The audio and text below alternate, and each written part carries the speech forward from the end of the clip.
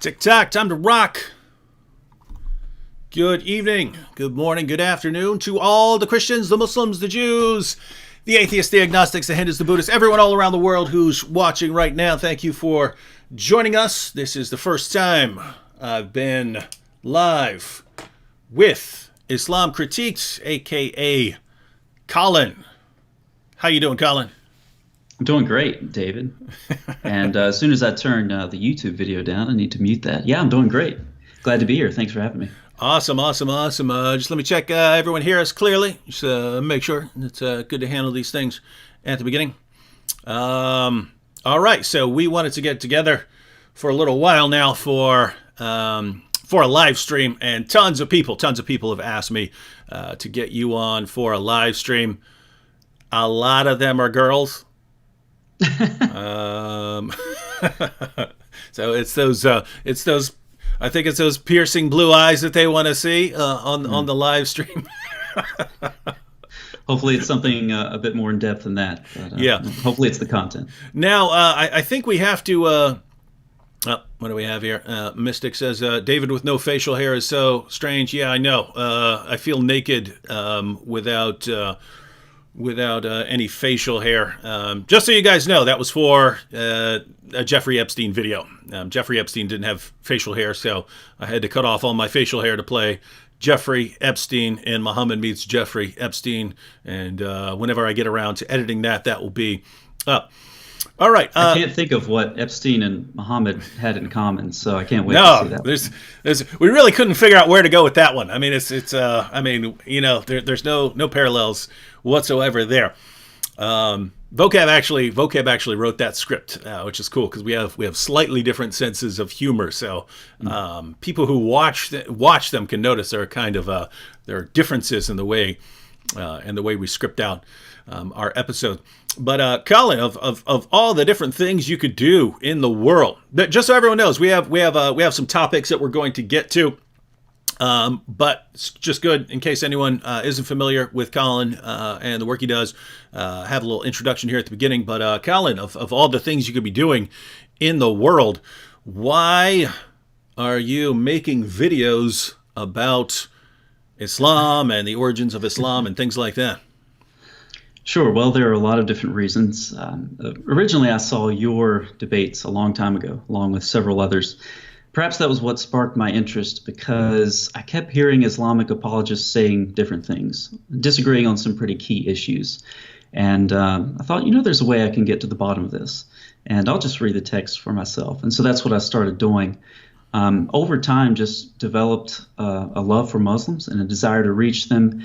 And more recently, just really developing some interest in those early formative years of Islam and the types of things that recent scholarship is shedding light on now that scholars are no longer willing to take the traditional Islamic narrative at face value. There's some really important things coming to light. It's a great time to be in Islamic studies and a great time to be spreading the good news to Muslims. So. Yeah, that is.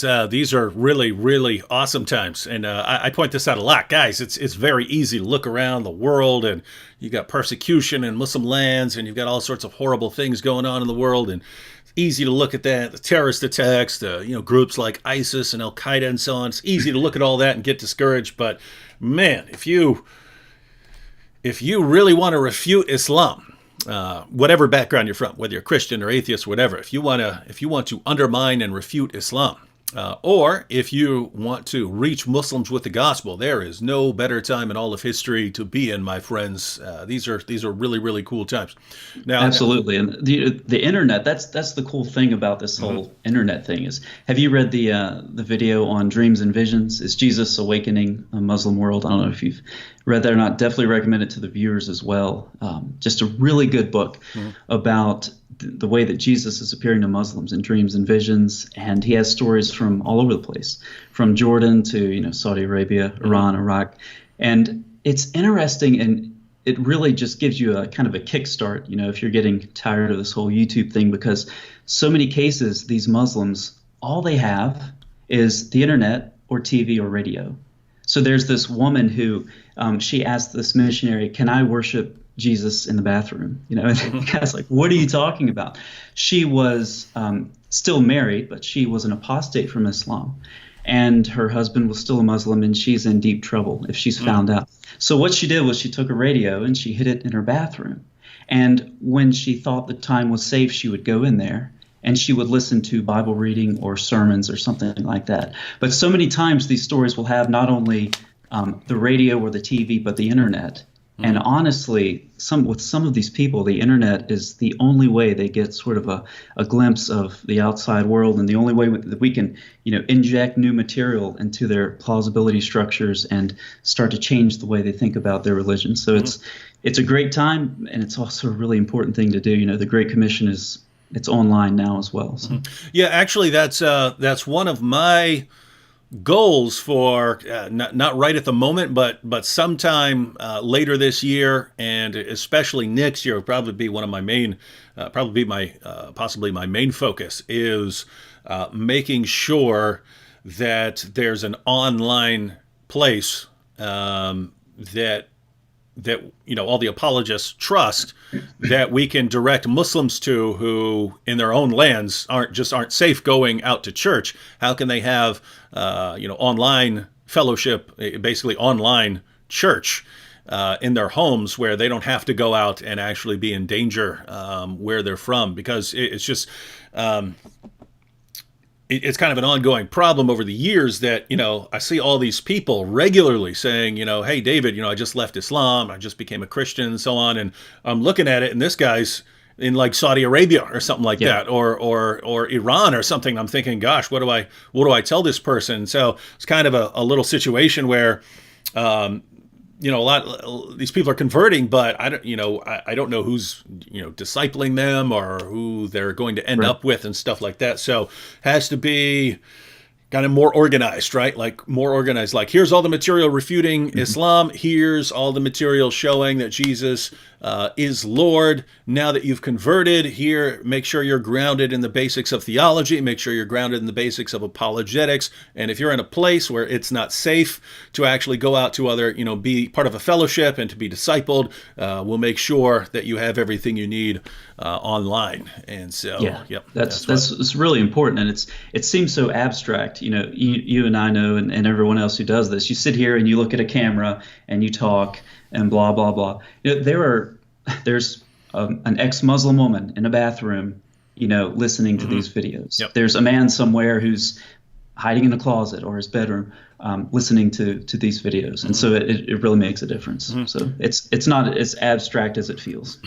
Yeah, I'm looking.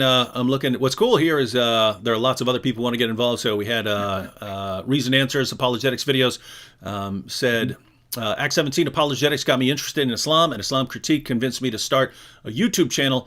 I'm so excited to see you together. And there are other comments like that. I'm not going to get to all of them, but here's another one. David, I'm 20 and you inspired me to start an apologetics YouTube channel. I start recording next week. That's awesome because, gosh, 10 years ago I was telling Christians, I was telling big Christian ministries, guys, do not miss this opportunity that these platforms are providing to get truth around the world.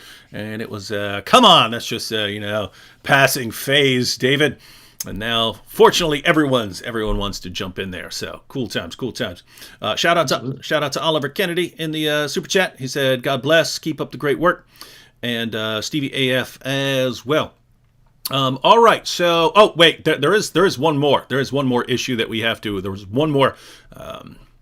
Big problem, elephant in the room. Why should we listen to anything you say, Colin, when I've heard from very reliable sources that you deep down you know that Islam is true, but you're being paid so much by Jews that you're refuting Islam for the money that you're getting in this world, even though it's true. Why should anyone listen to you, given that that's a fact? Well, you should listen to me because the Jews are wise investors. I mean, they're not going to make a bad investment. So take the Jews' word for it. Listen to Islam critique. Listen to David Wood. Ignore all of the money that we're just stuffing in our closets and under our mattresses.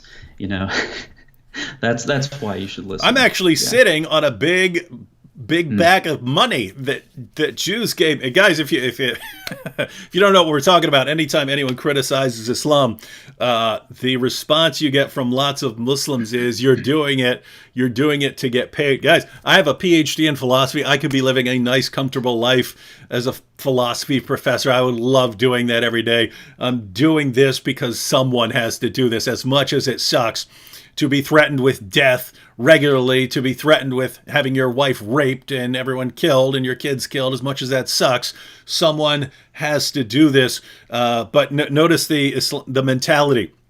You guys can't actually have a problem with us modeling our lives after a guy who had sex with a 9-year-old girl and did all these other horrible things and called for the violent subjugation of the entire world. You can't possibly have a legitimate problem with that. It must just be for money. So, yeah, so there you go. I wish I would have started a stopwatch. I think it was about 2 weeks from the first video I posted. Maybe it's 2 months. From the first video I posted until the first time I got that comment, "You're getting paid by the Jews." And then I realized that the person was serious. And so there's sort of stage one, which is, I can't believe this person honestly believes that. And then there's the second stage of, these are the types of people I'm trying to reach. How on earth do I do that? So it's a problem. It really is. All right, so guys, when I talk on these live streams, I normally keep it like I normally do like bread and butter stuff, like jihad or Muhammad in the Bible, the standard topics. But it's cool to have other people on here who want to go into more depth on topics that I would not otherwise be covering, and that's what we're going to do right now. I'm going to hand things back. Basically going to hand things over to Colin, because he's going to be talking about some issues that I have not studied. Along the way, we'll take some comments and stuff. But basically, I'm going to hand a lot of time over to Colin to break things down. I'll try. I don't know why I'm just bad at paying attention to someone and following along with chat and stuff like that. There are people like Vocab who seem to have two brains functioning at once. They can be listening to everything and be reading comments simultaneously. I will try and get better. But if anything is not clear, then let me know in the chat, and I'll try to back things up and go into a little more. Let me take one quick comment right now. Scale to Top Marketing Agency. Why do you believe in Jesus if there's no archaeological evidence of him? Well, do you know what archaeological evidence is, right? You're talking about, ancient stone inscriptions and things like that. If you're talking about a historical person, the main evidence you'll be looking for is historical writings about him, right? Texts that were written about him. If you're talking about a first century Jewish carpenter who went around and had 3 years of ministry, what archaeological evidence are you looking for? Now, we do, just to be clear, we do have some very interesting things, inscriptions and so on. Those aside, the main sort of evidence you'd be looking for a first century person would be writings around him. And we have a lot. We have a lot of writings around about Jesus. And so that's the sort of evidence we're looking for. So if you want to know why we believe in Jesus, be happy to talk about that sometime later. And the first step of that is when you look at the Gospels. The first step, when you're looking at is a document credible, you're looking at verisimilitude. If we looked at the Gospels and they had no verisimilitude, they didn't look anything like the first century Greco-Roman world, then we would have a lot of problems accepting the Gospels. But the fact is that's not the case. Even Jewish archaeologists use the Gospels to help figure out where to dig and interpret what they find when they dig there. Mm-hmm. So just even if you're looking at just, step one, are the Gospels remotely credible as historical sources? Yes, they do contain verisimilitude, and that there are plenty of interfaces there with the archaeological evidence that archaeologists have been discovering, especially since the archaeology age has been flourishing since the 19th century. So. Mm-hmm. Once more, shout out to Indelible Sin 317. Thank you, Mr. Wood. Your story is an inspiration for me to come back more fully to Christ. And Michelle Marie, how is Manny doing? I have been praying for him. Manny's still doing pretty rough. I'm going to try. It just sucks because I keep traveling, but as soon as I get this next little trip out of the way, I'm going to go there and see him and Yeah, I'll record an update when I get up there.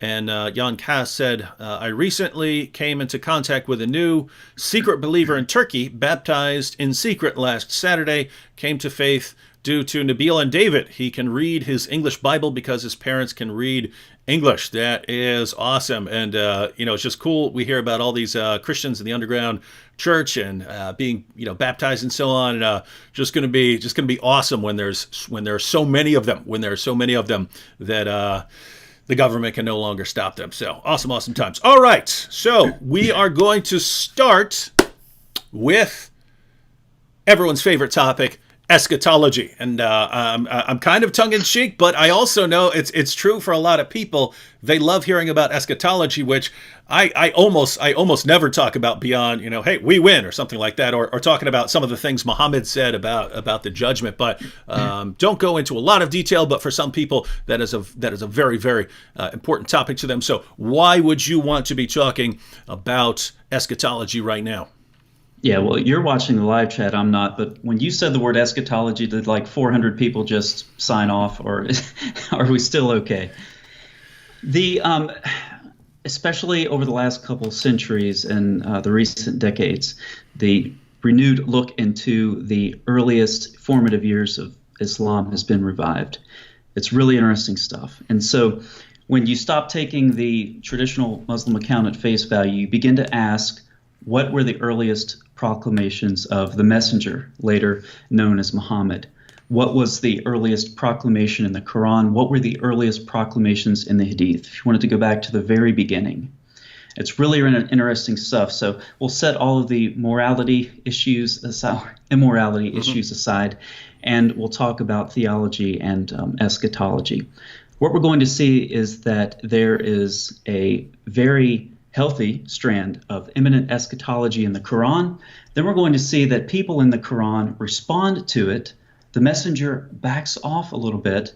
And then there's this kind of verse that comes out of nowhere that really looks like a later edition that goes against all of that other stuff. Okay, we're going to corroborate that imminent eschatology with the Hadith, with some traditions about Muhammad being resurrected, and see how this all fits into the historical context.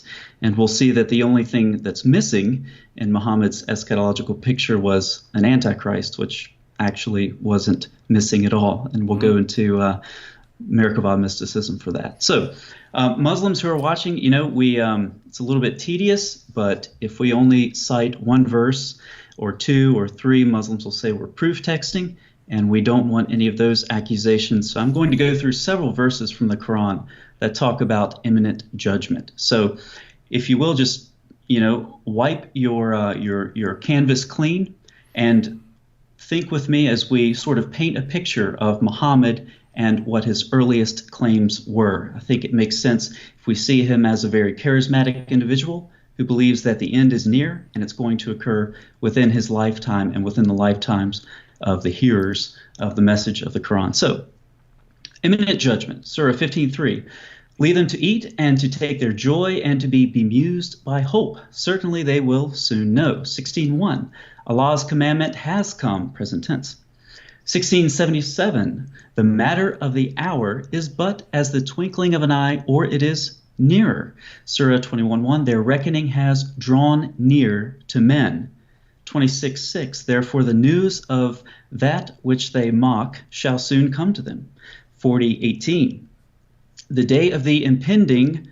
The impending is actually feminine. It doesn't agree with day. So Allah forgot to put something there. So let's fill in the blank. That's a shocker. Help Allah out a little bit. The day of the impending hour, perhaps. That's what Allah meant to say.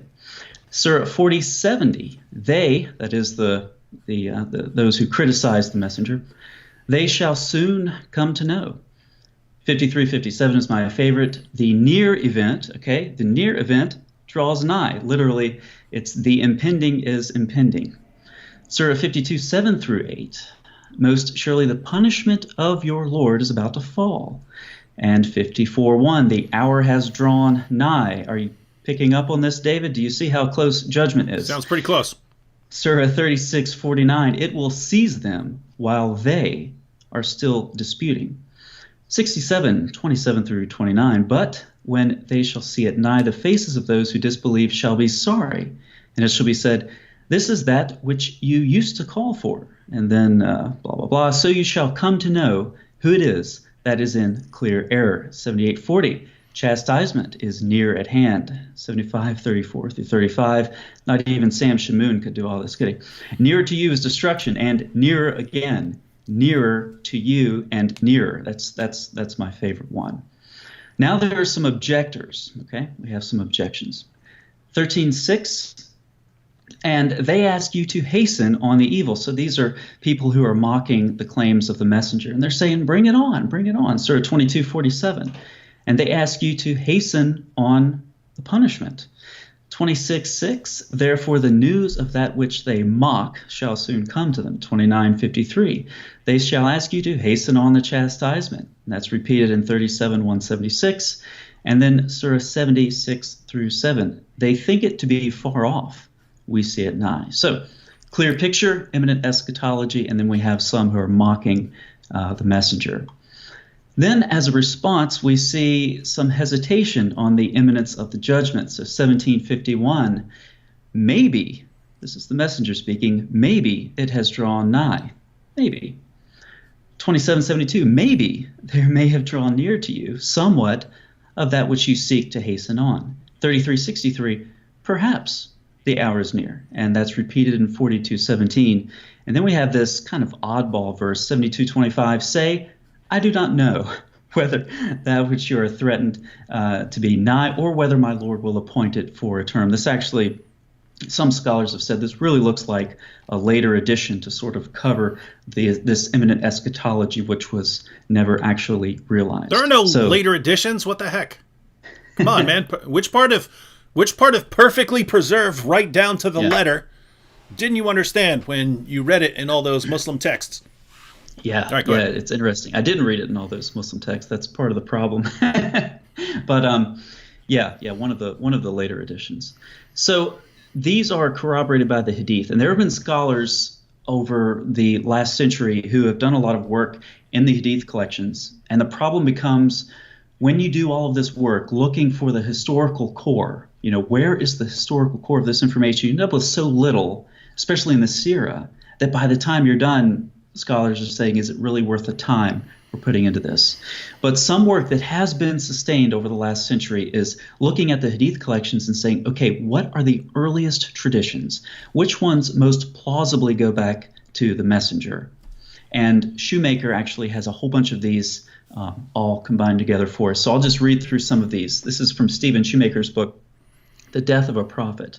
And he cites all of his sources, and I'll just read them all for you. So he has been sent with the hour in order to avert you from a severe punishment. Okay, this is referring, of course, to Muhammad. Muhammad himself said, my coming and that of the hour are concomitant. Indeed, the latter almost arrived before me. Muhammad has been sent on the breath of the hour. The hour has come upon you. I've been sent with the hour like this. And this is the apostate prophet videos going through my head right now, where he makes fun of the two-finger tradition. But Muhammad joins his fingers together. This is the Spock Hadith. He joins his fingers together and says that the hour is this close. And that's in Sahih Muslim as well. Muhammad pointed to a young man and said, if this young man lives, the hour will arrive before he reaches old age. And again, if he lives long, he would not grow very old until the last hour would come. And then there's a tradition which describes the building of the first mosque in Medina. And Muhammad says, nay, build a booth like Moses. In other words, don't put all of that work into it, because he says the affair will happen sooner than that. So if you build this structure, in a very sound way, if you put a lot of time into it, the hour is going to be here. So don't just build it quick. Build it like they did back in the days of Moses, and that'll be good enough.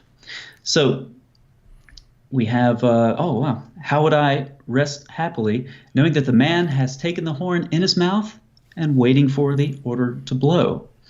The messenger of God described him to us and said, that's referring to the Antichrist, the Dajjal, some of those who see me or hear my words will live to see him. So pretty clear that these hadith corroborate the Quran. Now, there are several reasons to think. Could you repeat that last part of that last hadith? Sure. Are you referring to the one about the Dajjal, the Antichrist? Yes. No, as far as the people who hear him. Yeah, the messenger of God described him to us and said, "Some of those who see me or hear my words will live to see him." Yeah, interesting stuff. So why should we think these are early? Well, there are a couple of reasons, and one of them is that it's unlikely that later Muslims would come back and put these words on the lips of Muhammad or put them on the pen of Allah in the Quran.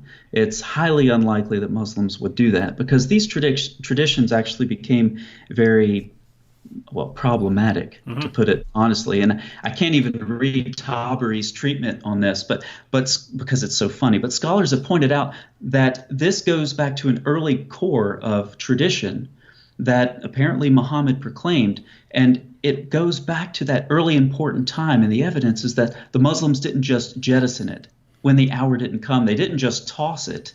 Instead, they tweaked it little by little. And this, like I said, I can't read Tabari's account because it's even funnier than the hadith about the rock taking Moses' clothes and running off with. But Tabari, in volume 1 of his history, pages 182 and 183, he gives his analysis. Okay.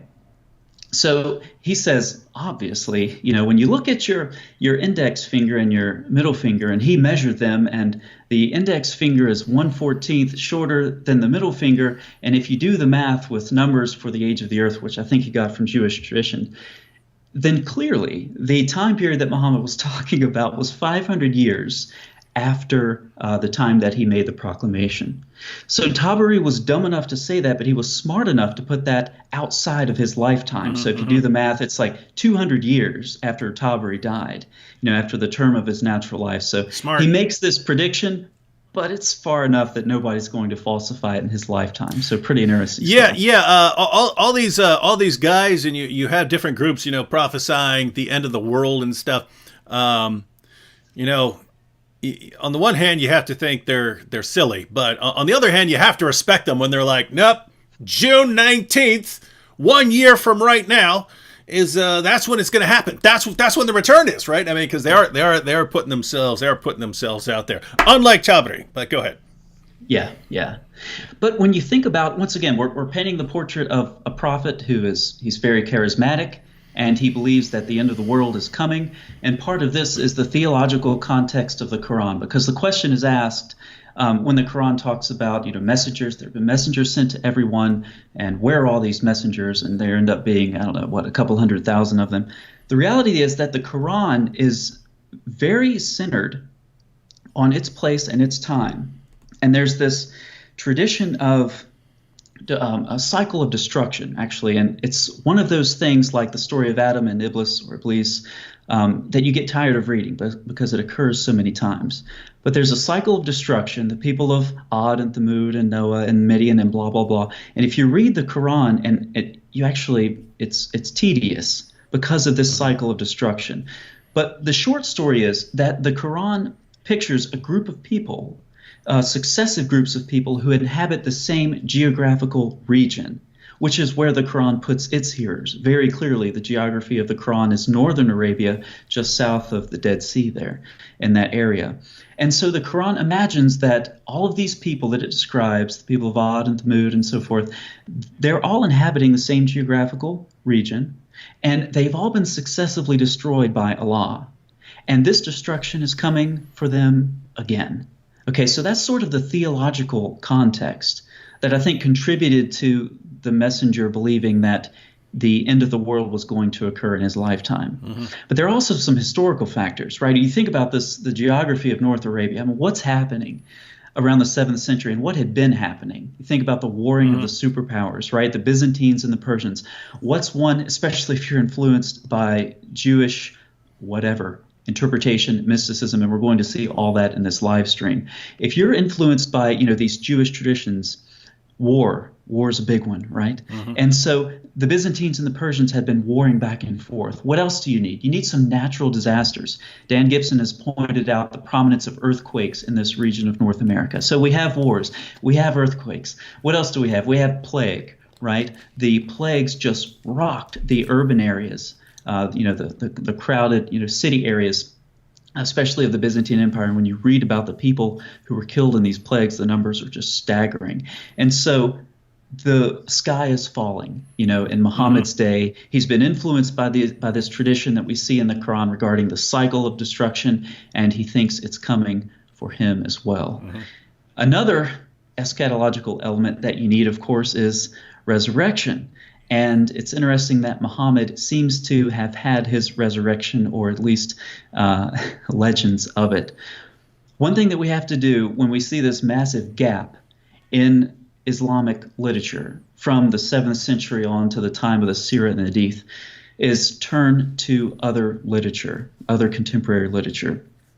We have something in the mid-9th century. It's a Latin history of Muhammad, a life of Muhammad, and it corroborates something we see in the Hadith about Muhammad's resurrection. Once again, we're building this profile of a prophet who believes that the end is near and you have to have a resurrection. So this tale explains that when Muhammad sensed death, it had come upon him, and there's a polemic in here that links this to his sin with Zayd's wife. He predicted that is Muhammad, predicted that he would be resurrected 3 days after his death by the angel Gabriel. Following his death, then, Muhammad's followers maintained a vigil, guarding his body and awaiting its resurrection. When 3 days later this did not transpire, Muhammad's body began to stink, and his followers convinced themselves that their presence was preventing the angel's appearance, so they left the body alone, and immediately, instead of angels, dogs followed the stench and devoured his flank. The dogs are probably what prevented the angel. So I'm just saying. That does have precedence, yes, in Islamic literature. A little puppy dog.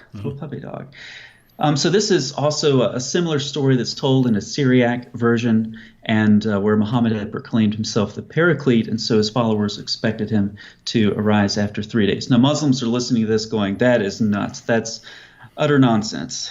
Sunan ibn Majah and Sahih al-Bukhari. All right, we'll start with Sunan ibn Majah. By Allah, this is Umar speaking, the messenger of Allah has not died. Umar couldn't accept his death. And he will never die until the hands and feet of, what is it about Umar and people's hands and feet being cut off? Then Abu Bakr stands up and he recites a verse that no one had ever heard before. Surah 3:144, Muhammad's going to die like everyone else. Bukhari's version of this, Umar stood up and said, by Allah, Allah's messenger is not dead. Verily, Allah will resurrect him. So it seems that Muhammad convinced his followers, or was convinced himself, about his own resurrection, once again contributing to this prophet who believed that the eschaton was near, and perhaps so was his resurrection. So, I'm sorry, did you have something? Oh, no, I was just, did that wrap up that? Is that the content you wanted to put into that section? No, I mean, think about the wars of apostasy, right? So, we think about people leaving Islam because of, getting out of the heavy yoke of Muhammad and the commanders of the believers who are later referred to as caliphs. How about people just didn't believe Muhammad's message? Yeah. I mean, he says that the end is near, within my lifetime and within your lifetime. He says this to his hearers, and that doesn't happen. And then he dies, but he's going to be resurrected, and then that doesn't happen. Yeah. When you think about the massive waves of apostasy in early Islam, it seems to me that this was connected every bit as much with Muhammad's theology and his failed eschatology as it was with, getting out from under Muhammad's heavy yoke. But what's Islam today? If I go ask a Muslim, what's religion? What's your religion about? Well, what's it about? It's about Tawheed. It's about oneness. And why did Muhammad come? He came to restore the Arabs, right, to monotheism. No, he didn't. That's a later development. The earliest proclamations in the Quran, the earliest traditions in the Hadith that we see go right back to Muhammad as this eschatological prophet who believes that the end is near. It's within his lifetime. It's going to happen, and it never does. So, And so then we have yeah. the apostate wars when people have to be brought back in. All right. Yeah, you all getting this here? So go ahead and especially for people who are just tuning in now, just kind of sum up just what you said right there in case they missed anything. Okay. The quick summary would be that we have good reason to believe that the earliest traditions, whether it's Hadith or Quran, that go back to Muhammad are proclamations of an imminent eschatology that's going to occur within the lifetime of Muhammad and the lifetime of his hearers. We even have associated with this traditions about Muhammad's resurrection. Of course, none of this came to pass. But when we kind of take a step back and look at this, look at the theology of Muhammad, the cycle of destruction in the Quran, successive generations destroyed, and Muhammad says it's all coming for us too. Mm-hmm. And then we look at the historical circumstances, the warring of the superpowers, the plagues, the earthquakes. It looks like the end, and Muhammad thought it was. And that seems to be the earliest teaching of the messenger, the earliest teaching of the Quran and the Hadith. And of course, the problem is this never materialized. And then it's real easy to suggest at that point that Muhammad's following just stopped after his death. It just diminished almost to the point of nothing. But then it was revived, resurrected. He did have a resurrection. It was resurrected by Abdul Malik and al-Hajjaj in the late 7th and early 8th century. Without those two figures, we wouldn't have Islam. I really don't believe. And something else that's interesting is that I think that Jay Smith has done a real good job of bringing this out as well. But when you think about how Islam was dropped by Muhammad and then picked up by Abdul Malik, Muhammad wasn't just a failed prophet for the one true God. He failed really as Satan's prophet. I mean, if you view Islam as a religion driven by Satan, and if you see Muhammad as a false prophet, he didn't even do his job. He didn't even do it well enough to keep it sustained as something that Abdul Malik and al-Hajjaj had to pick up later on. So there's a lot of good polemic in there, but the core message to the Muslims is hey, the earliest proclamation, the most authoritative proclamation of your messenger we see in the Quran and the Hadith never materialized. It's been suppressed, and now Islam is all monotheism. Muhammad came to restore monotheism to the pagan Arabs, and that's just not how Islam began. All right, you're going to see where we're going with this here in a minute. Take a couple comments real quick. In the super chat, Cole of Centauri says, "My great grandmother was a Spanish Jew, so I have some Jewish money. God bless y'all in Jesus' name." Just give us all that Jewish money. We need it all. SB, there's a rabbi knocking at my door right now. Just wait a second. SB in the super chat says, "Thank you and God bless you, my brothers in Christ. I love, appreciate, and value your work very much." Thank you, SB. And Mr. 762 says, "Muhammad is the Antichrist and Islam is a satanic cult. Hashtag change my mind." I would say Muhammad is an Antichrist because you got more than one, I think. All right, and wanted to... also Dr. Funny joined the Boom Squad, and Dr. Funny is an actual doctor who is funny. This is kind of in a different direction here, but Jacob Lambert says, "Question for David and Colin. I really want to go into apologetics and talk about Islam, but my carers told me I shouldn't because I have PTSD. What do you think?" I'll give you my thoughts, Jacob, and then Colin can share his. My thoughts would be, well, it kind of depends on the severity of the PTSD, but if there is a psychological concern about you being provoked or put in situations where people are going to be messing with you or threatening you, there are probably other things to do just to be on the safe side. Now, with that said, you could do apologetics guys. One of the most important things to do is take our videos and share our videos and stuff like that. So stuff like that would be pretty safe. If you're talking about like going and having discussions with Muslims and so on, I would kind of depend on the seriousness of the PTSD. You don't want to exacerbate situations that you don't need to, because there are other people who can do that sort of thing. What are your thoughts on that? Yeah, I'm not sure what he means by cares, but a decision to go into apologetics that's I think a decision that's going to be made with you and your church, your pastors, your leaders, and so forth.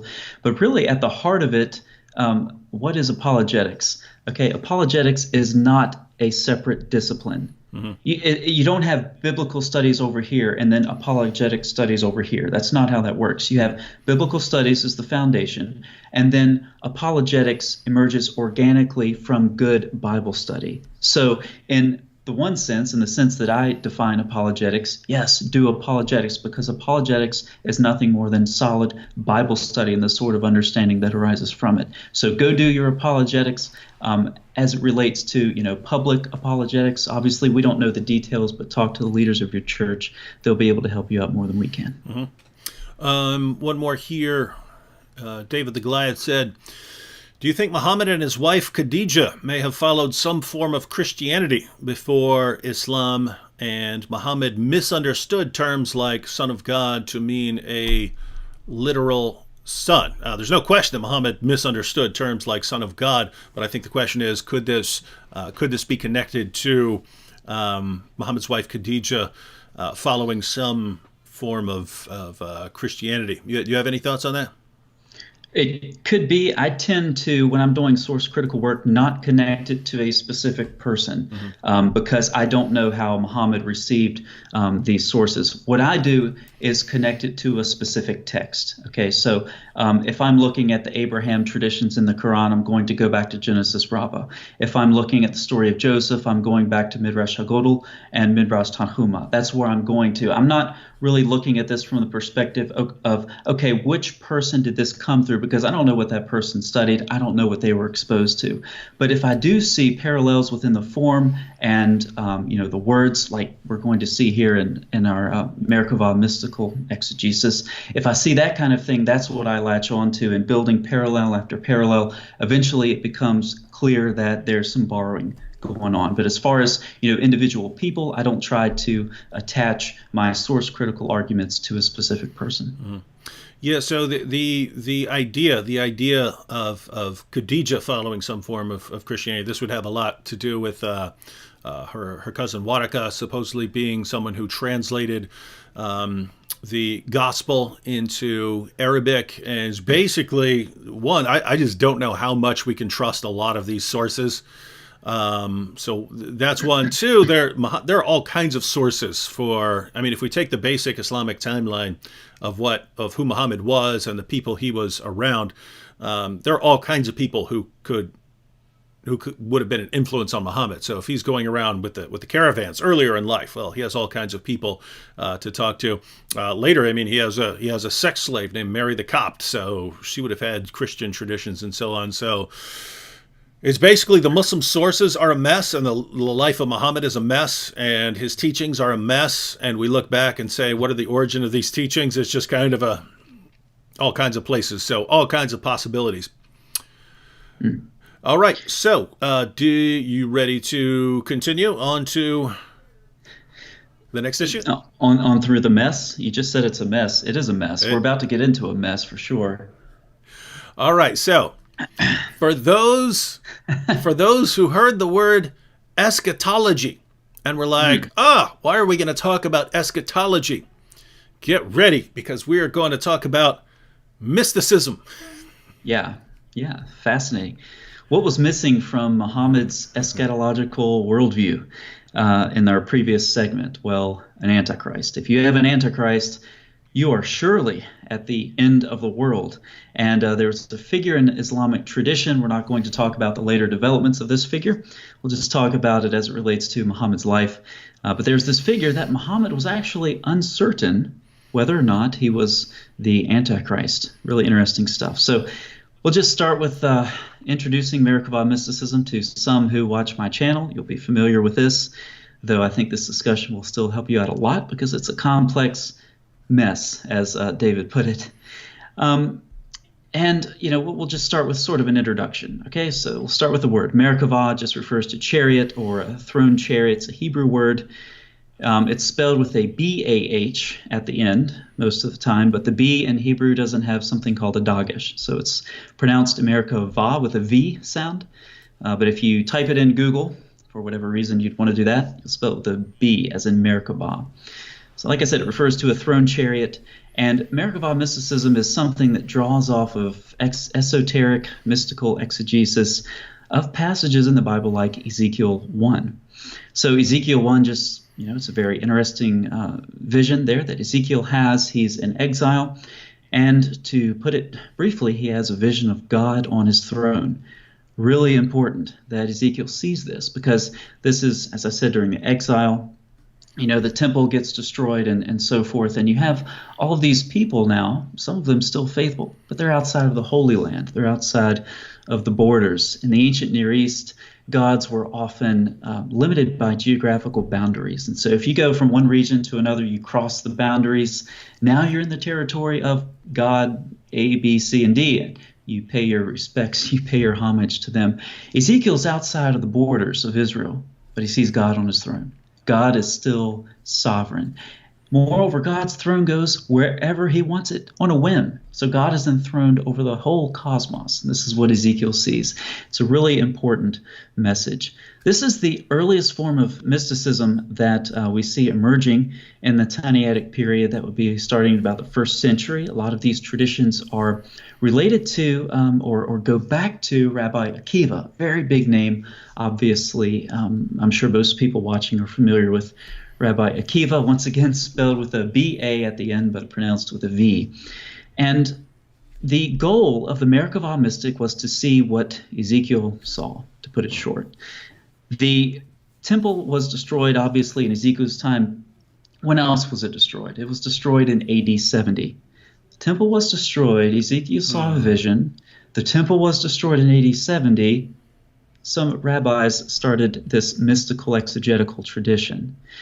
Think about this from a religious Jew's perspective. A Jew who's involved in the cultic worship at the temple, and I'm using the word cultic not like Jehovah's Witnesses, okay? It's a technical term. It refers to ritual worship, okay? So you have Jews involved in cultic worship in the temple. You've rejected the Messiah. Now the temple is destroyed. How do you get close to God? And so the rabbis turn to their interpretive expansions to answer this question. So Merkabah mysticism developed. And I think this was brought on entirely or accelerated at least by the destruction of the temple. So how do you ascend or descend? The mystics are paradoxical. Okay, they acknowledge that God's throne is in the 7th heaven and so forth, and the mystical goal is to ascend all the way up to God's throne room. So how do you do this? Well, obviously the first thing you do is you adjure the Prince of the Countenance, who is a rather mysterious figure, and you adjure him exactly 112 times. And you're supposed to count them on your fingers as you do this.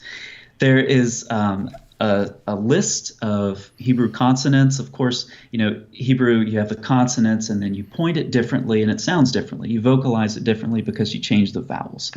And so you recite strings of these consonants. And if it's in the other room. There's actually a book. I could read some of those to you. We could all have a mystical experience together. So that's something else that you do. Another preparation that you make is intense Torah study. You're going to have names of God written down because you're going to have to present these to angels who guard each one of the Hekalot, each one of the Hekal, the temples, the palaces, on the way up to God's throne room. You're going to have to show them these magical seals, and you're also going to have to know their names, which is very difficult because their names get more and more complicated the further you go. Okay?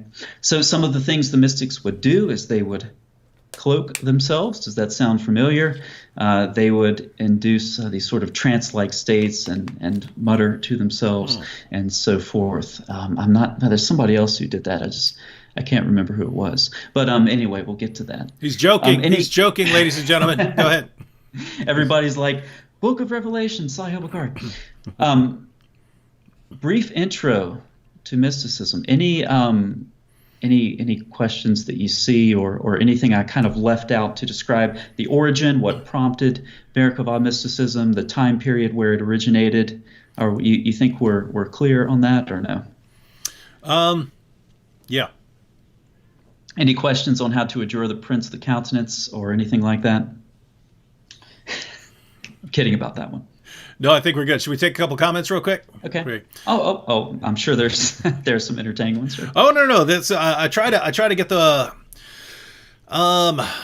yeah, I try to just look for anything interesting, whether it's related to the topic or not. But Mike here said Khadijah's Christian cousin Waraka bin Naufal bin Asad bin Abdul-Uzza proclaimed Muhammad as a prophet. What is your take on a Christian starting Islam in a way? Again, Mike, I'm not entirely confident in the historical sources, but if we go in a straightforward manner from the Muslim sources, here's what we would say. Muhammad's interpretation of what he encountered in a cave was that it was demonic, right? He ran out of there and tried to kill himself because he didn't want his people making fun of him as some sort of possessed poet. So he runs home to his wife when whatever it was that he encountered wouldn't let him jump off a cliff. So he runs home to his wife screaming, cover me, because she's kind of a mother figure. Muhammad's mom would have been about 15 years older than him. She died when he was 6. He marries a woman who's about 15 years older than him. This dude had all kinds of issues. But Muhammad runs home to Khadijah, and Khadijah, who sees that her husband is suicidal, and her cousin Waraka say, no, that you're not possessed, you're a prophet. You're getting revelations from God. So there are a couple things here. And the reason we would bring these up is because Muslims like to use this, right? Like as some sort of evidence. Even Waraka admitted that he's a prophet. This is the proof. One, we know next to nothing about this guy. Two, who makes him an authority, right? Who makes him an authority? There are all kinds of people down through history who said, "Oh, that guy's a prophet," and we don't listen to them, right? The people who identified Joseph Smith as a prophet, those guys all would have been raised as Christians, right? You don't say, "Oh, they're raised as Christians, therefore, whoever they say is a prophet must be a prophet." So one, assuming Waraka identified Muhammad as a prophet, we'd have to know what authority does Waraka and Khadijah have to say who is and who is not a prophet. So that's one issue. But apart from that, think about what Waraka would have known about Muhammad's message that early on, right? It would have been, here's a guy among the Arabs who's running around preaching monotheism. That would have been about the extent, right? We don't have and you have to violently subjugate the entire world, and you have to subjugate all other groups, and anyone who says that Jesus is the Son of God and stuff, you have to subjugate them. You don't have that yet, right? Those things come later. So you can imagine someone who believes in Christianity, who sees a guy rise up and start proclaiming monotheism. You can see why someone would say, "Hey, this guy's a prophet." So, being as charitable as possible with the sources, I think that's what I would say. If we grant everything and say that Waraka identified Muhammad as a prophet, it's no idea what authority Waraka has, but even if he's very knowledgeable, you could say, well, this guy is proclaiming monotheism in a pagan culture, so looks like he's getting revelations. We don't know what Waraka would have said about if he had been familiar with Muhammad's later revelations, if he were in fact knowledgeable about Christianity, about the Christian text, then given things that Muhammad said later, long after Waraka's death, he would have had to reject him. He would have had to reject him because Muhammad clearly and indisputably rejected the core foundational doctrines of the Bible. What are your thoughts, Colin? Yeah, as you indicate, there's a disconnect between Islam, as people say it in common parlance today, and the earliest proclamations of the messenger. Fred Donner's made a very good case that Islam began, now it didn't last too long like this, but it began as sort of an ecumenical monotheistic movement. This is why we find approval statements in the Quran of Jews and Christians. Now, of course, that goes away later on. But Donner's point is that, initially it's an end of the world. Everybody's in. If you're a monotheist, do you believe in God? Okay, hey, you're in. Your scriptures are good enough, Surah 5:43 through 48. The messenger says to the Jews, your scriptures are good enough, he says to the Christians, and the Muslims can use the Quran. Everybody's in.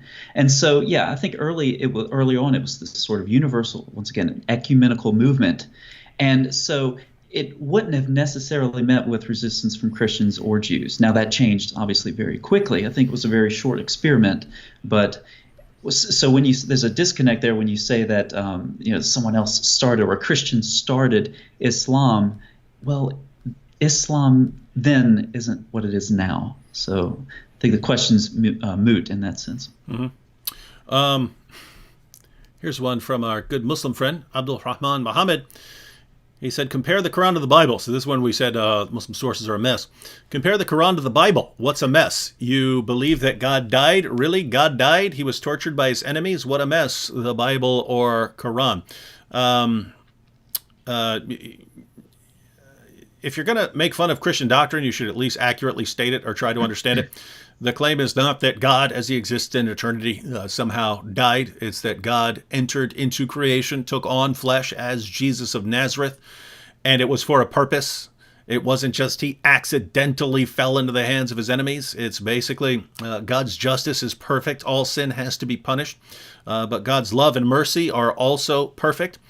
So what does a God who is perfect in justice and perfect in love and mercy do when confronted with human sinners, people like us who do bad things? What does he do? Well, justice would be calling for us to be punished. Mercy and love would be calling for forgiveness. What is God going to do?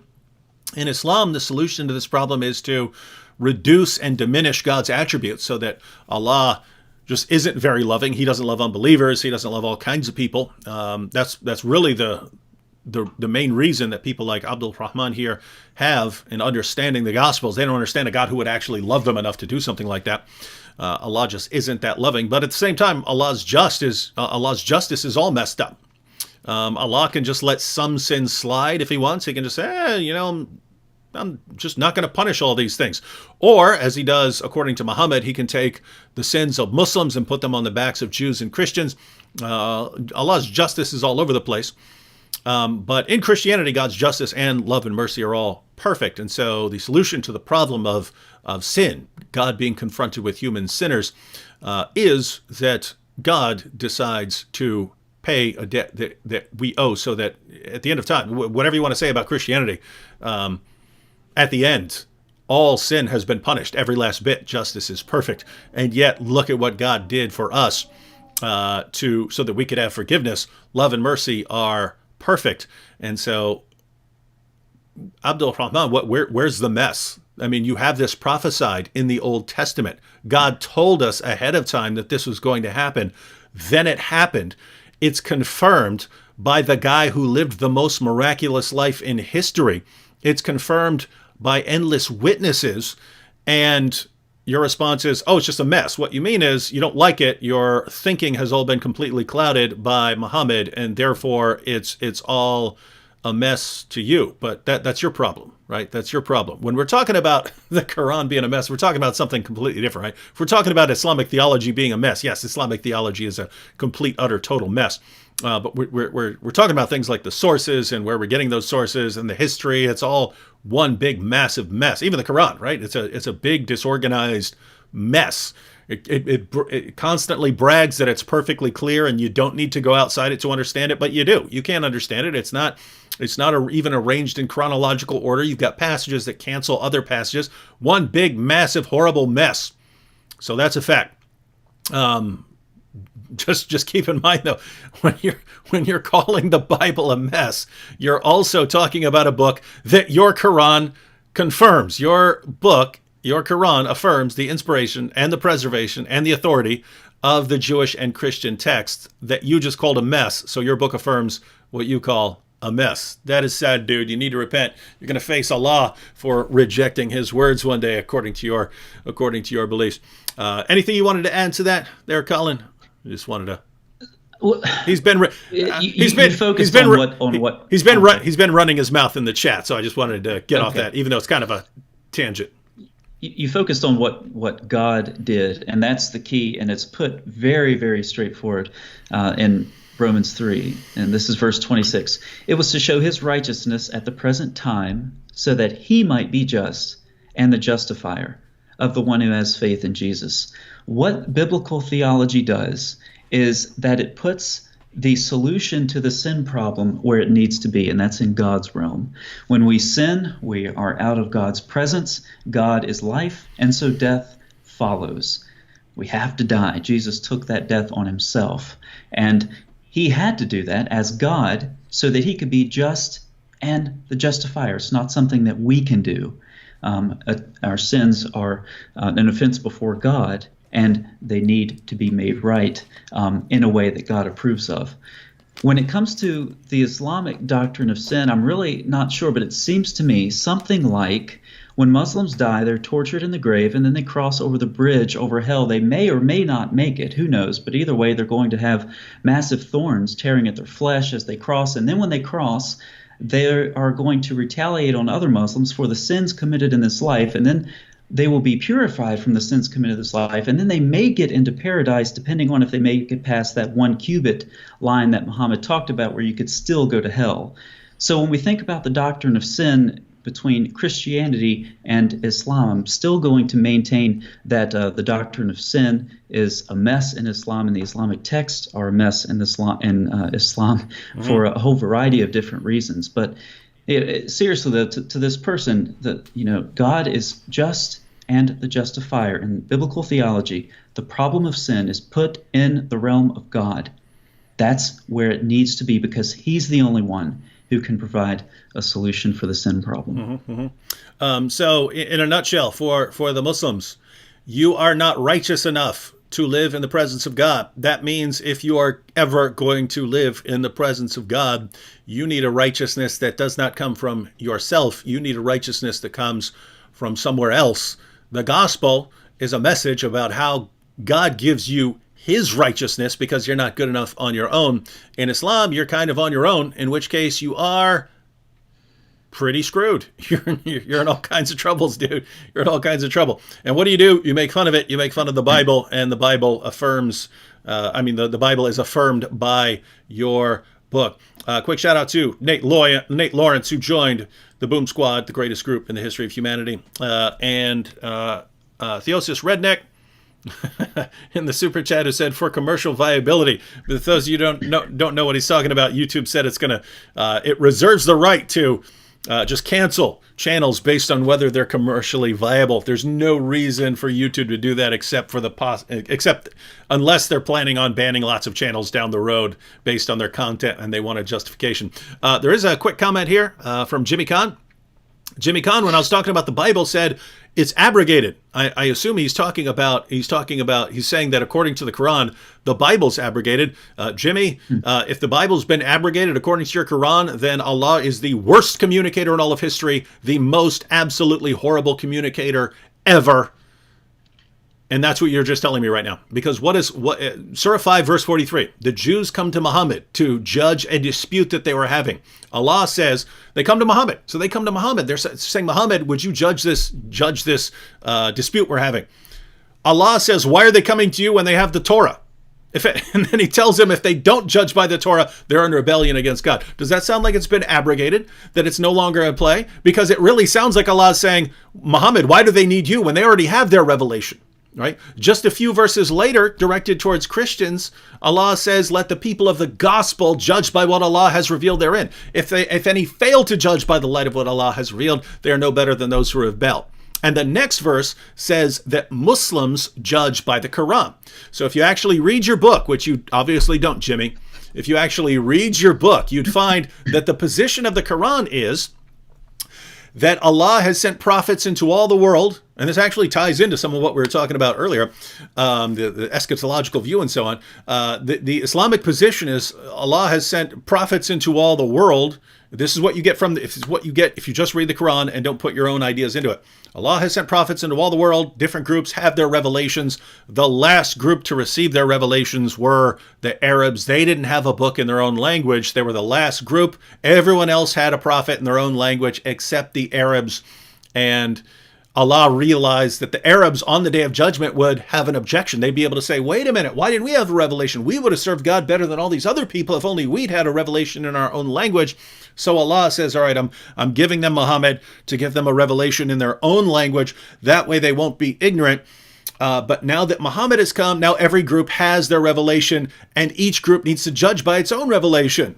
Jews need to judge by their revelation. Christians need to judge by their revelation. And Muslims need to judge by their revelation.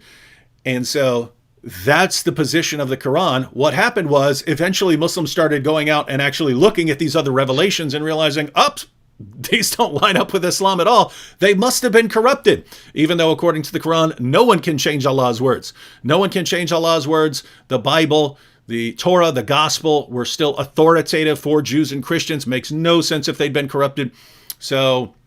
But they started realizing this, so they had to say corrupted. Why? They couldn't say the obvious, namely, hey, Muhammad didn't know what he's talking about. They'd get their heads chopped off for saying that. So they had to say corrupted.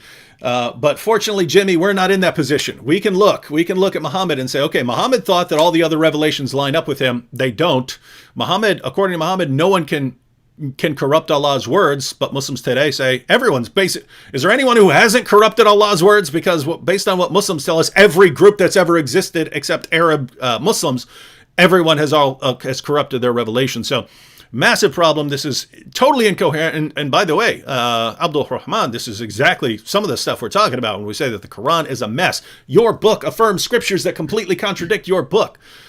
There are only two possibilities. Either we have the word of God or we don't. If we have the word of God, your book is false. If we don't have the word of God, your book is still false because your book affirms our book. So either way, your book is false. You need a new religion, dude. Get a new religion. Back to you, Colin. You're in rare form. I'm trying. This question, it is a complete mess, like you said. And just in case it wasn't clear what we meant by all this, you take Surah 18, for example. Okay, here's what it looks like. Okay, Surah 18 to Muslims, it's the word of Allah. Here's what Surah 18 looks like. It looks like someone sat down on a table and they had some Syriac legends over here and some Christian legends over here and some Jewish legends over here. And they took a couple of pages out of each one of these and they stapled them together, and there's Surah 18. That's in part, what we're talking about when we say the Quran is a mess. Then there's the problem that David's talking about, where the Quran affirms the Torah and the gospel. But here's the problem. The Quran does not know the difference between Torah and Midrash. Mm-hmm. That is a huge problem. Huge. We've seen this in the video I produced on Abraham and Zarathustra. It's a little bit technical. I boil it down, condense it a little more in a video I have coming out probably tomorrow on the Joseph story. Surah 12, this is where Potiphar's wife calls the assembly of ladies, and the Joseph's so hot they cut their hands, right? This comes from an exegetical expansion that's preserved in several midrashim, Jewish interpretive texts. And I go back in Genesis 39 and I show you from the Hebrew where these exegetical expansions developed. And I show you how they developed, and I show you where they are in the Midrash, and then I show you the same thing in the Quran. So this is what we're talking about. I wish that Muslims could travel with me years ago, because here's what happened. I watched debates with David and others. This was back when Sam was, I guess Muslims are afraid to debate Sam now, but you have all of these different apologists. Seems like there were more debates back then. Maybe I just watched it more, I'm not sure. But one thing that was consistent with the Muslim apologists was that the Bible is corrupted. And so my first time reading the Quran, I thought, I'm going to see this over and over again. And I read the Quran, and not a single time, not a single negative statement on either the Torah or the Gospel. It also mentions the Psalms, and it mentions the pages of Abraham, whatever on earth that is, maybe the Apocalypse of Abraham. And in fact, in my last trip through the Quran, because I go through periodically to make a new set of cross-references and notes for the topics I'm tracking on. And I said, this is going to be time-consuming, but I'm going to write down every time The Quran speaks positively of the Torah, the Book of Moses, the Gospel, whatever. And I got sick of it by about the third or fourth chapter. I'm done with this. It takes too much time. My logic is, if I ever run into a Muslim with doubts and I give him all the verses I've memorized and he wants more, I'll just open the Quran, point to a page, and chances are I'm going to be somewhere near where the Quran speaks well of the Torah. Over and over the Quran affirms the Torah, and over it affirms the Midrash, the Jewish interpretive tradition. It does not know the difference. It is a huge mess. Muslims, it is a huge problem because your God does not know the difference between Midrash and Torah, between tradition and Torah. Yeah, so, guys, if this is new to you, this is a problem, and we cannot overstate how much of a problem this is, right? Because this is kind of 101 stuff, right? You have the Torah, right? You have the Torah, right? You have the Torah in the sense of the 5 books of Moses, right? That's what Jews were talking about with the law. But you could talk about it in other ways. You could talk about oral Torah and things like that. But that's the author of the Quran doesn't know the difference between that and from sources that come much later and sources that are basically commentaries of rabbis. The author of the Quran does not know the difference between the two, right? We would expect God to know the difference between the two. If the Quran actually goes back to someone like Muhammad, who isn't educated, who can't even read the text for himself, and he has to judge everything he's coming up with based on what he's hearing, well, guess what? There are Jews quoting the Torah and there are Jews quoting the Midrash. He doesn't know the difference. He just hears Jews quoting this stuff, right?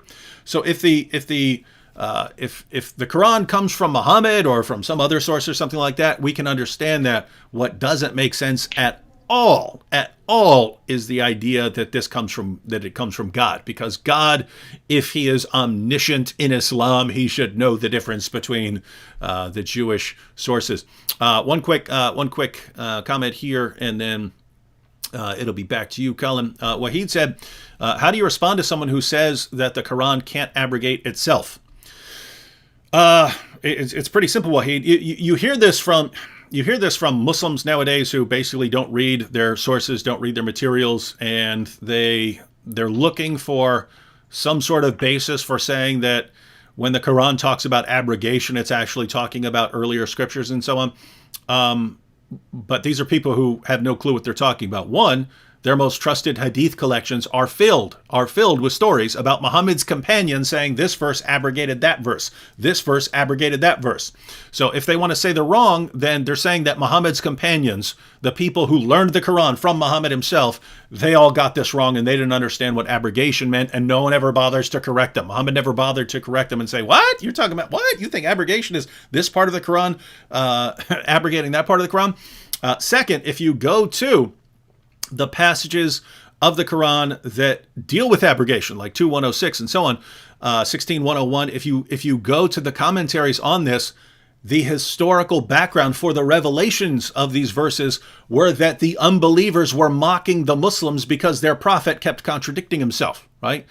They were making fun of Muhammad, saying, hey, your prophet reveals one thing one day, and then he comes back later and reveals something totally different. What's going on with your prophet?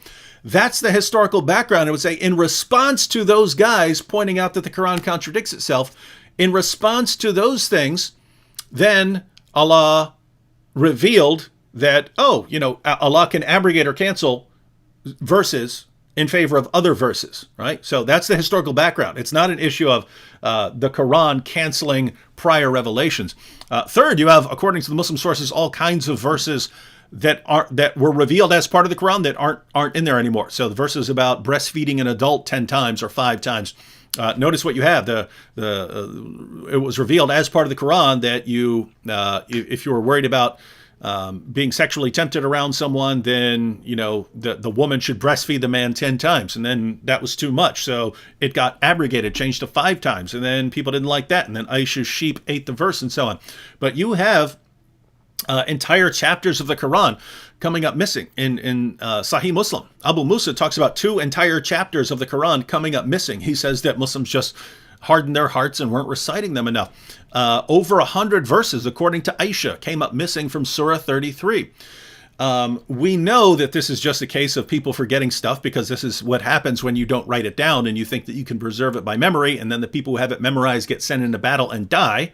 We know what the problem here is, but the only possible defense Muslims can have, as ridiculous as it is to say that all the passages of the Quran that were lost were abrogated.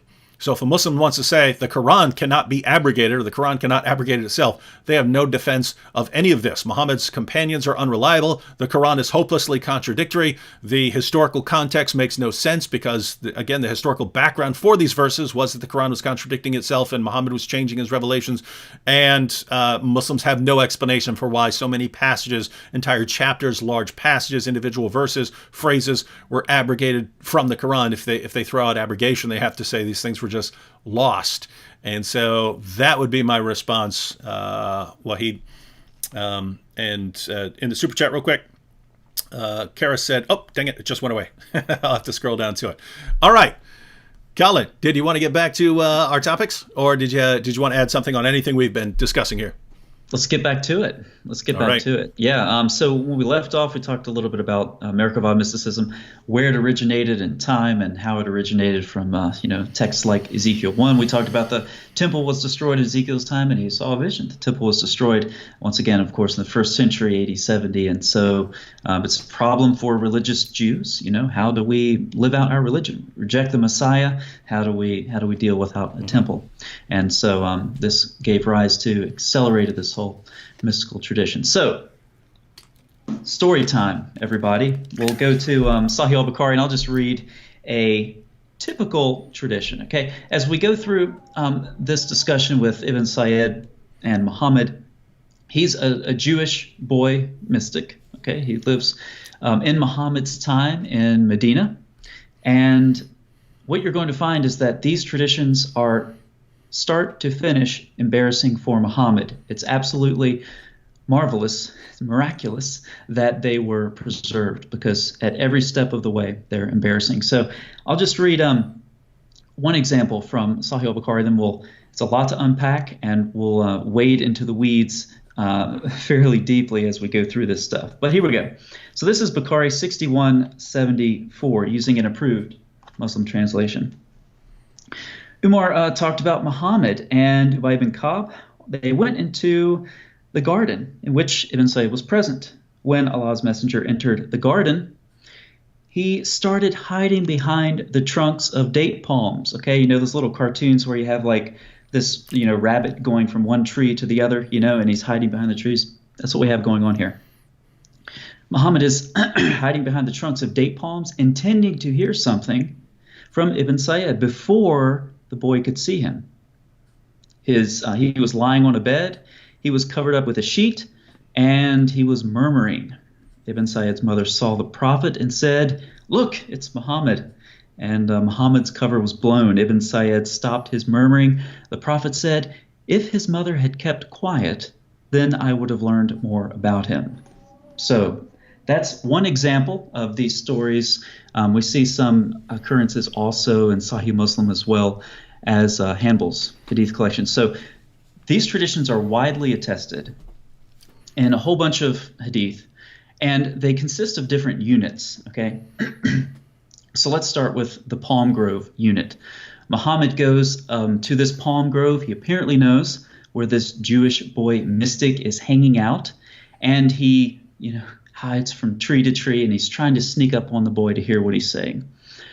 In the Talmud, there is, I'll just read it. I have it up here. In the Talmud, there is a mystic who never left a day in his life by studying the Mishnah, Gemara, laws, and lore, details of the Torah, details of the scribes, etc., calendrical computations, gematrias, the speech of the ministering angels, the speech of spirits, the speech of palm trees. Remember, the boy was in a palm grove. And great matters and small matters. Now, great matters is code, Talmudic code for mystical speculation. Okay, so this boy is in a palm grove, and he's cloaked, he's veiled himself, and he's in some sort of a trance, and he's murmuring. That's the palm grove unit. There's also the apostle unit, and this is where things get even more embarrassing for Muhammad, because this is where we find Muhammad, he's asked by Ibn Sayyid, he says, do you declare, he says this to Muhammad, do you declare that I am an apostle of Allah? And Muhammad says, do you declare that I'm an apostle of Allah?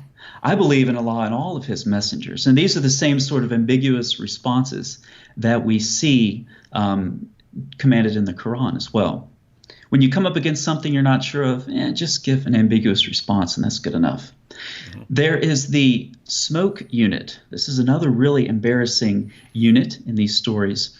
And this is where sounds like it'd be a cool name for like a band or something like that, like a rap group, Smoke Unit, or something like that. The Smoke Unit, yeah. Be cool. All right, go ahead. Sorry. Maybe a 70s band. The punk band. Yeah. Yeah, there you go. So the Smoke Unit, the 1970s punk band, this is where Muhammad says, I'm concealing something in my mind. What is it? And Ibn Sayyid answers him. He says, it's just smoke. And so what this is a way that you test the powers of a clairvoyant. You're concealing something in your mind, and you ask them what it is. And the Muslim sources record this boy knowing what Muhammad is thinking. It's just embarrassing, like I said, start to finish. Absolutely fascinating that this stuff is preserved in the Muslim texts. Mm-hmm. There's the throne unit. Okay, and this is where things get really interesting. Remember I said Merkabah is the Hebrew word for throne. There's the throne unit. This boy is in a trance, and Muhammad says, what is it that you see? And the boy says, I see a throne over water. And there's a variant tradition along with these that actually contains the word hayot, which is the living creatures that we hear about in Ezekiel chapter 1. These living creatures that bear the throne. That word shows up again, a cognate in Arabic, in these traditions. So this is, aside from everything else, the palm grove covered up with a blanket, the murmurings, this throne vision that the boy is seeing is really what clues us into an authentic Merkabah vision that this boy is having, or at least trying to have. Are we good so far? Mm-hmm, mm-hmm. Okay. All right. So and this is where the Antichrist issue comes up, because there's the Umar unit where Umar says, do you want me to kill him? Do you want me to chop his head off? He's a nice guy, right?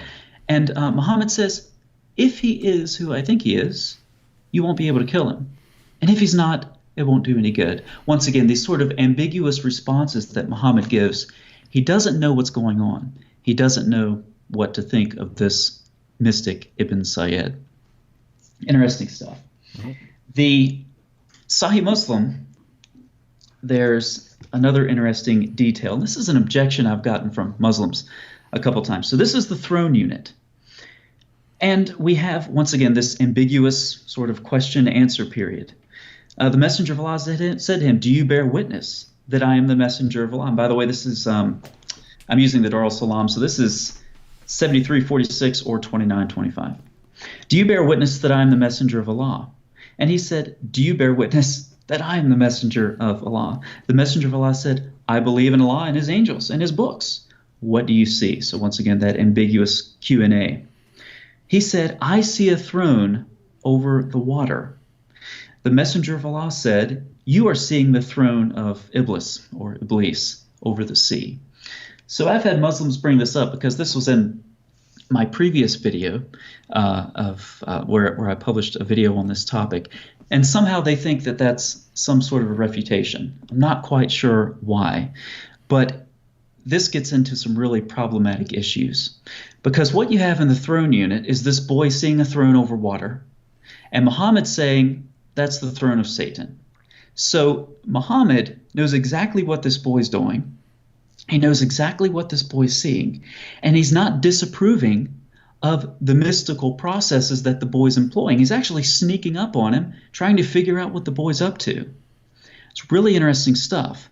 But how would Muhammad hear that the boy, or see what the boy is seeing, whichever it is, it's not clear. Is Muhammad in the trance with him, or is he outside of the trance? How would Muhammad say you're seeing the throne of Satan over water? There are two answers to this question. I'll give one answer that's I think plausible, but then the second answer is probably closer to the truth because we see a parallel to this in the Quran. So the boy sees a throne over water. Muhammad says it's the throne of Satan. For those who really want to dig into this, and I'll speak about it in very specific terms and then less specific, there is a rabbinic method of interpretation where you see a word, especially a verb, in a particular stem. You know, Hebrew has a whole bunch of verbal stems. And these words have different nuances in different stems. And if you see the same word in the same stem in two different passages, well, in rabbinic interpretation, you can bring those two together and you can use one to interpret the other. So what happens is you have this hithpale verb of halak, which means to go or to walk. So HLK, to go or to walk, to travel. That's halak in Hebrew. The hithpale stem is iterative. So we have different words in English. We walk somewhere, but we pace back and forth. Hebrew's not like that. It's just halak, you go, you walk somewhere. If you want to use an iterative function, if you want to have that iterative nuance, you just put it in a different stem, in this case, the hithpale stem. So here you go. Job 1:7, halak occurs in the hithpale stem. The Lord said to Satan, from where have you come? Satan answered the Lord and said, from going to and fro on the earth, and here it is, and from walking up and down on it. And that's actually I don't really like that translation. The NIV renders it walking back and forth, which is better. The up and down is odd to me. But there you have it, okay? Now, what happens is when you go to Ezekiel 1:13, okay, so you have the accuser there, the Ha-Satan in Job. Ezekiel 1:13, as for the likeness of the living creatures, the Hayot, their appearance was like burning coals of fire, like the appearance of torches moving to and fro, there it is, among the living creatures. And so the rabbis said, well, you have this hithpale verb that occurs in Job 1:7. You have the same thing that occurs in Ezekiel 1:13. There's a connection here. And so they connected the accuser, or the sort of that evil role that's played in Job 1, with the Hayot who bear the throne. It sounds really bizarre, but that's what the rabbis did. And mystical exegesis developed this further, because what you have in the mystical literature is this angelic jealousy motif. Okay, the humans don't belong up, ascending through the palaces, through the heavens. They don't belong there because they're just humans. And so the angels who guard these palaces would often take action against the mystics who are trying to make the ascent. And sometimes they do this without God's favor. And in some cases, they're thrashed and then burned and replaced with others. And so there's this overlap, believe it or not, between the Hayot, the living creatures who bear the throne, and demonic angels or evil angels. And so in seeing this boy's vision, you're seeing this throne over water, Muhammad may have been influenced by these traditions that see the creatures who bear the throne also overlapping with evil angels. So that's one possibility. There's a second possibility, though, and this is attested in the Quran as well, and that is that when you get to the sixth heaven, okay, you look in, and there are various tests for the mystics along the way, okay? And here's one. You get to the sixth heaven, and you see what looks like water. And if you say, what's the deal with this water, then you're exposed as a fraud. Okay, it's actually technically telling a lie according to the Talmud, and then it just does not look good. It really doesn't. You're impaled with a whole bunch of iron bars, or you're beheaded, or whatever it is. Do not fail this test, okay? Don't fail this test. So when we go to the Quran, we see in Surah 27:44, remember the test. You're approaching the palace. You're approaching the throne. You see the water. If you say it's water, you fail the test. Surah 27:44, the Queen of Sheba was told, enter the palace. But when she saw it, she thought it was a body of water and uncovered her shins so she doesn't get them wet. He said, that's Solomon, indeed, it is a palace whose floor is made with smooth glass. She said, my lord, indeed, I have wronged myself, and I submit with Solomon to Allah. Lord of the worlds. This is part of the mess that we're talking about with the Quran. Because what happens is back in the Tannaitic period, there is something called the Hekkalot literature. Okay, Hekal is temple, palace, it's plural, so it gets the plural oat ending. So you have the Hekkalot literature. There are various recensions of this. And there are two traditions preserved in this literature. This is very early stuff, well before the Quran, Muslims, and it shows up in the Babylonian Talmud as well, which is, again, before the Quran. One tradition is the four who entered paradise, okay? So Rabbi Akiva, who we talked about earlier, and some of his companions, they attempt to make the ascent, and calamity falls on all of them except for Akiva. He goes in and he comes out in peace. He makes it okay. One of them is fooled. And this is later connected in the Hekkalot literature in a different recension to the water episode. And the water episodes are originally separate from the four who entered paradise, and the water episode is just as we've described it. When you see the water, do not say, water, water. That's a trick. You failed the test. You're out. You're a failed mystic. You're going to die. You're going to be driven crazy or something like that. These two traditions were combined in Hekkalot literature, and we see them represented in the Talmud as well. So this will be the four who entered paradise, and they are, then it gives the name of the rabbis, including our famous Rabbi Akiva. And Rabbi Akiva says to them, when you get to the stones of pure marble that look like water, do not say, water, water, for it is said, and then it quotes a psalm as scriptural proof that you are a liar. So when I saw this, just imagine you're reading through this mystical literature. I don't even remember this verse was in the Quran, but then I saw it and my jaw dropped on my last trip through the Quran. I said, I know exactly where this is from, but I bet I'm not the first one to think of this. And so then I started looking, and Christopher Morey Jones, David Halperin, and several scholars have published on this, that they've traced this tradition from the Hekkalot literature, to the Talmud. It shows up in the second Targum of Esther as well, and right to the Quran. And so the Quran just full stride through this story of Solomon, jams in this tradition from the Hekkalot literature, and then keeps right on going. Absolutely fascinating how that works. But back to, Muhammad and seeing the throne of Satan. Once again, Muhammad could have interpreted the boy's vision as him failing this test. He failed. He thought it was water. He thought it was a throne over water. He failed the test. He's out. He's a failed mystic. And so Muhammad attempts to issue a correction. So everybody with us so far? Yep, I think so. Okay, cool. We're wading through the weeds a little bit, but not too much. Well, the plus side of having a live stream like this is it's a video later. So if it's too fast for anyone, you can always go back and go through it.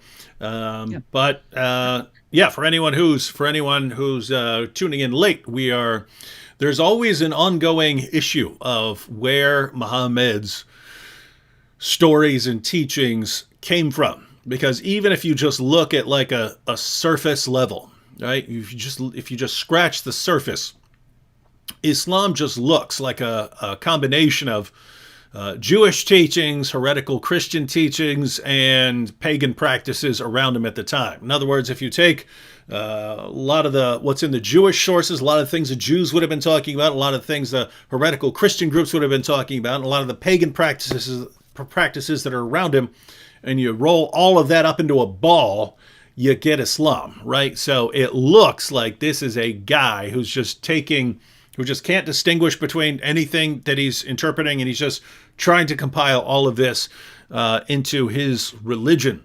So that's what it looks like on the surface. The question is, how deep can you go with this stuff, right?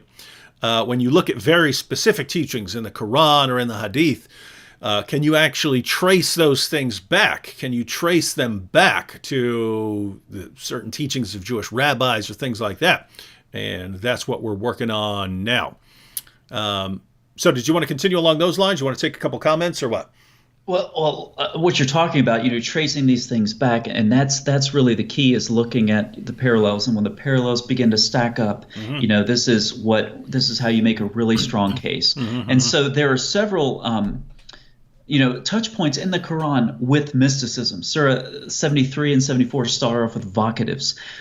O you, wrapped in a garment. O you, cloaked one, arise and warn. And so when we talk about Ibn Sayyid, in these mystical practices, and we talk about Muhammad as well appealing to these mystical practices, it's not just in the Hadith. Now, it's in several different collections, but it also shows up in the Quran as well. Surah 73, Surah 74, Surah 27, 44. Once again, going back to the Hekkalot literature, you have two theophanies in the Quran that were, looks like, covered up later.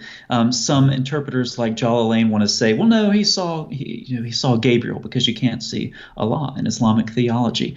But once again, we're talking about the earliest proclamations of the messenger and the earliest beliefs of Muhammad. When we do that, we go right back to Merkabah mysticism, among other things. And exactly what David said, what you see with the Quran is this whole ball of Jewish and Christian tradition and legend and folklore and Syriac folklore and all of this stuff just rolled into one. We keep coming back to this whole "it's a mess" thing, but we're trying to guide the viewers through some of the weeds of this mess. Mm-hmm. And everyone who's watching, obviously, Colin and I, if you look at the videos on his channel and compare them with the videos on my channel, there's obviously a lot of overlap. We do cover a lot of the same issues because we respond to Muslim apologists and things like that. But also notice he deals with a lot of stuff that I don't deal with, right? That I don't focus on. So his link to his channel is in the description box. So just, if I'm assuming you're here because you're interested in issues dealing with Islam and Christianity and so on. So make sure you are subscribed to his channel. Again, the link is in the description box. Take a couple quick comments real quick. This is from earlier from Abdul Rahman. He said, your book, it was not corrupted. I don't recall even bringing that up. I'm saying, according to your book, our book is not corrupted, right? If you're saying it's a mess, then you are attacking your own book and your own God and your own prophet, because your own God and your own prophet affirm not only the initial inspiration, but also the preservation and the authority of my book. And so when you say it's a mess, you just made fun of your own God, dude. You just made fun of your own prophet. You made fun of your own book, which affirms my book. So you got some repenting to do. Now, you said, because I could have sworn your Christians admitted that it's corrupted. No, this is called equivocation. You don't know what's going on here. Let me break this down for you. We talk about things like textual variants. Why? Because it's just a fact that there are textual variants. A textual variant means if you have multiple manuscripts of the Bible, and we have a lot of them, if you look at different manuscripts, sometimes you'll see things like spelling differences and so on. In the strongest cases, you have a couple of passages that will be missing from one manuscript that are present in another. So that's what we mean by textual variant. I don't call that corrupted. For me, to say it's corrupted would mean that the doctrines are actually changed to be something else. You don't find that. So you have textual variants. So that's not what I mean by corrupted. If that's what you mean by corrupted, then your book is corrupted, right? You see, your book is corrupted. Why? Because you can line up manuscripts of the Quran and see all kinds of textual variants. See, what Muslims don't seem to get is, guys, anytime you have human beings involved in a practice, you're going to have things like this. If you say, hey, copy this book by hand, you're going to have some textual variants. A lot of them are things just like spelling differences. Like you can spell the Greek for John with one N or two N's, right? So that counts as a textual variant. If one manuscript has John spelled with two N's and the other one has it spelled with one N, those count as textual variants. So the question is, what do you mean by corruption? If you mean, hey, there are textual variants, guess what? Your book's been corrupted. But to say corruption, you'd also have to ignore that we have something called textual criticism, where when you have a manuscript and it says something different, you can usually trace that back to where it comes from, right? Because if some guy copying a manuscript in the Middle East makes a mistake, well, that mistake doesn't pop up in manuscripts from Europe or Northern Africa or something. So you can usually spot them. So again, if that's what you mean by corruption, then you've got a problem too, because you have the same issue with the Quran. But that's not what I mean by corruption. You said, furthermore, I think when the Quran says, go back to the people of book, I think that's before it was changed. So you're saying the Bible was changed after the Quran?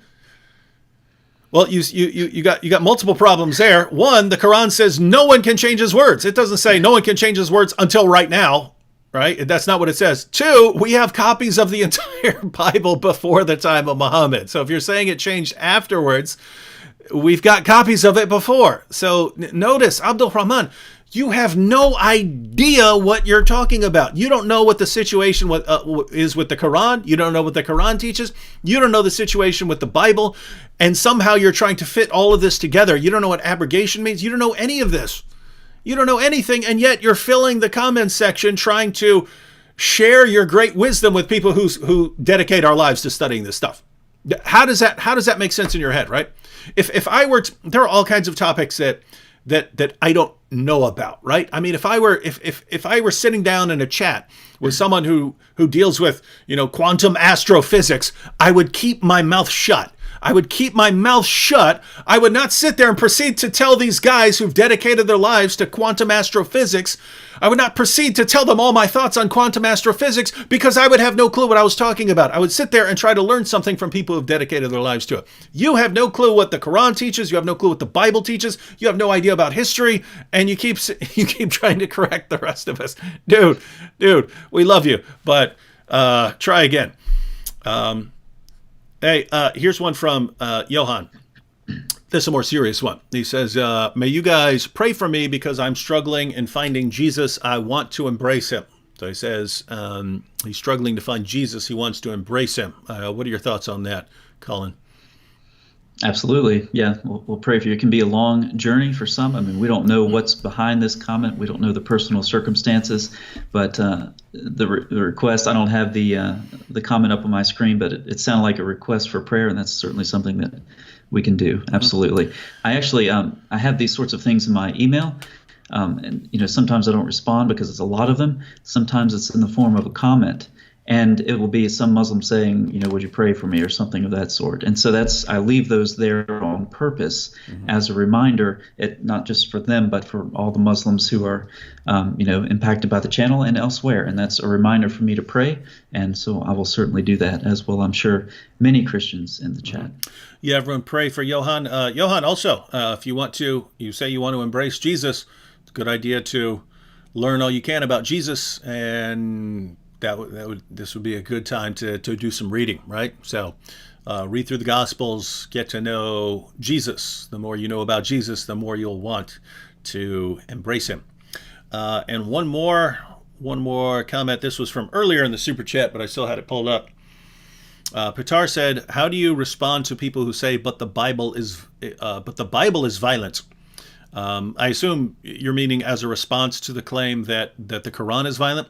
It says, also, I noticed that when Jesus was tempted in the desert, he resisted what Muhammad wanted. So yes, Jesus resisted all the things that Muhammad wanted with every fiber of his being.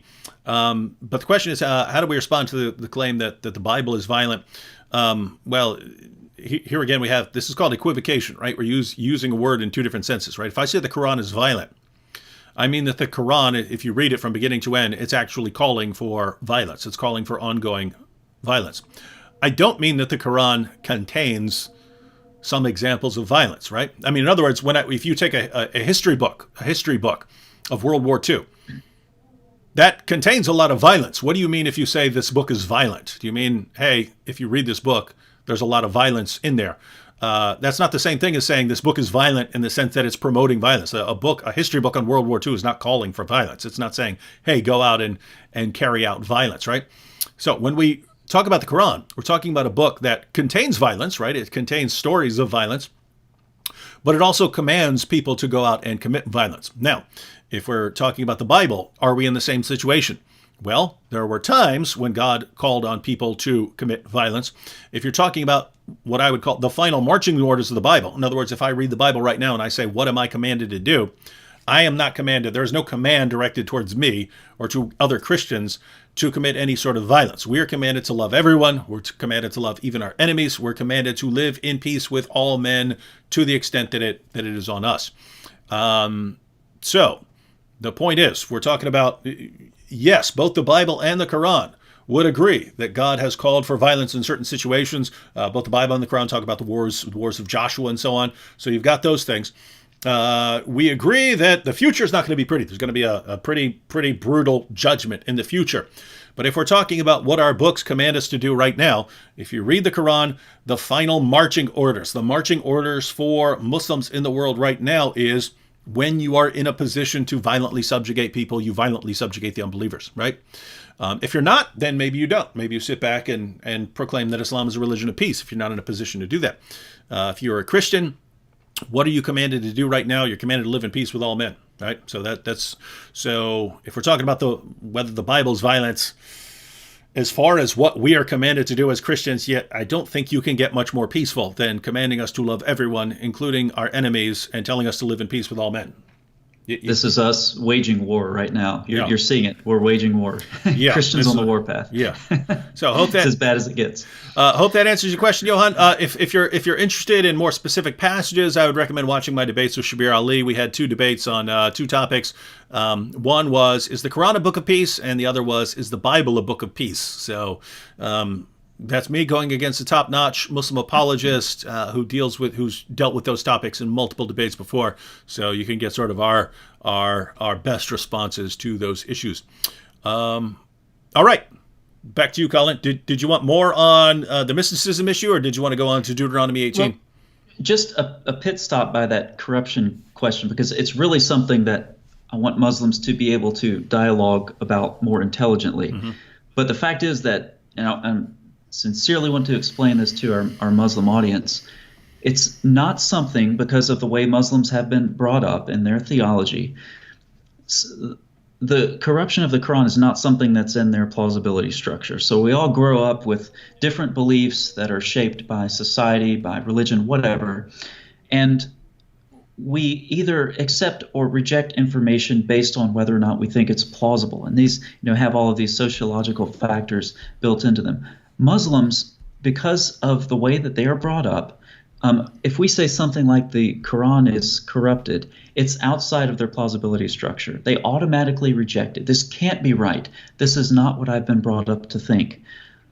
But the fact is that's just wrong. And I would ask you to consider that. And don't talk about text criticism with the Bible and with the Quran. Okay, don't compare the two, because here's the problem. I sold a house recently. And it's an old house before I bought the mansion that the Jews are paying for now. It's an old brick ranch house built in the 70s, and I have a neighbor. Okay, let's imagine both of us put our houses on sale at the same time. I get an inspection on my house. The home inspector goes through it. You got some moisture in the basement. You have a little bit of electrical work that needs to be done. You have this and that. Okay, my neighbor comes over later and he sees the inspection report. And he says, your house is a mess. Look at this. You have moisture in the basement. You need to get some electrical work done, etc. And I say, what about your inspection report? Well, I didn't get one done. My house is fine. How do you know it's fine? You haven't checked. And see, that's the key.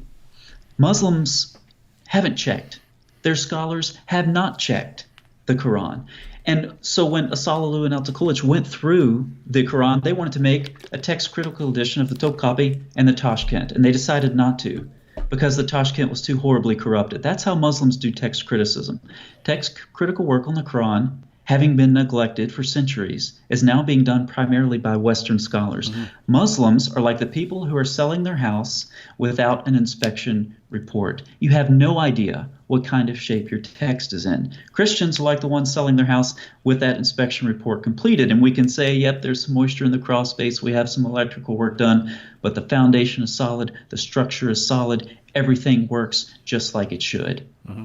And so that's the difference. So Muslims do not stand on top of the mountain of centuries of text criticism on the Bible and act like you can compare that to the Quran, because you can't. And when it all comes down to it, you cannot define textual corruption without excluding the Quran. When you use the word corruption, you are including the Quran in it, because the manuscripts of the Quran have been thoroughly corrupted. Mm-hmm. I realize that's outside of your plausibility structure, but it's true, and it's something that you need to start looking into. Mm-hmm. You're going to be forced to. Think about the development of text criticism. We're going to make you. Yeah, we're exactly. going to make you. The Muslims have held back the avalanche of criticism, right? Because When this stuff, think about how long it took a journal article to go from one side of the world to the other back in the beginning of the 20th century or whatever. This is when text critical work's being done on the Bible. All of this work, this critical work, whether it's text critical, source form, historical criticism, whatever, this is all being done in the age of the internet with Islam. And Muslims have been holding back this avalanche for centuries, but it's coming down on them. And they can't stop it. It's coming through on the internet, the radio, the TV, whatever, and they can't stop it. You will have to deal with this one way or another, sooner or later, and it might as well be sooner.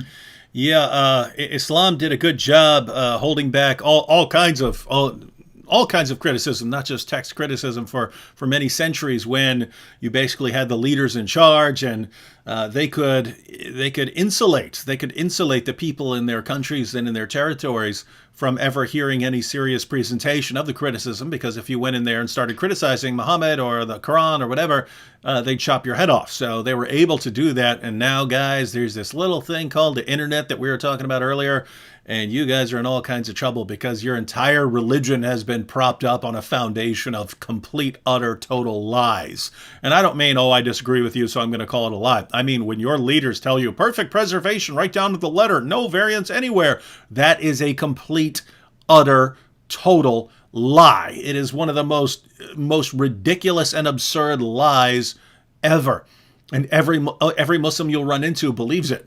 And so when you multiply these kinds of things, you're making our job easy, because you're making it easy for a small group of Christian apologists to just come in there and wreak havoc on all the lies you've told. And a lot of you Muslims out there are going to be sitting there looking at this going, wow, my leaders told me one thing all my life, and it's completely, utterly, totally false. Maybe I need to stop trusting these liars. And then you're on your way out of Islam. Here's another one from Abdul Rahman Muhammad.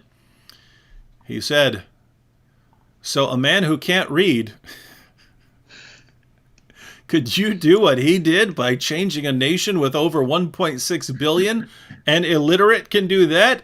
He is closer to the way of Abraham than you. He commanded worshiping one God. Abdul Rahman, I would recommend you look at the series on my channel, The Trinity in Jewish and Christian Scripture. If you think Muhammad's in line with Abraham, you obviously haven't read the sources. But guess what? We already know that, because you don't know anything about Islam or Christianity. You don't know about the Bible. You don't know about the Quran. Once again, you're here trying to correct us with a very, very silly argument. You're saying, how could Muhammad, who's illiterate, have invented a religion that convinced 1.6 billion people in the world today? It's very simple. We know this. We can look at the Muslim sources. Basically, Muhammad went around, and when he was going around saying, hey, everyone, believe in my religion, believe in Islam, because, my lovely Arabic, he won almost no followers because, well, let's face it, that's a really, really stupid argument.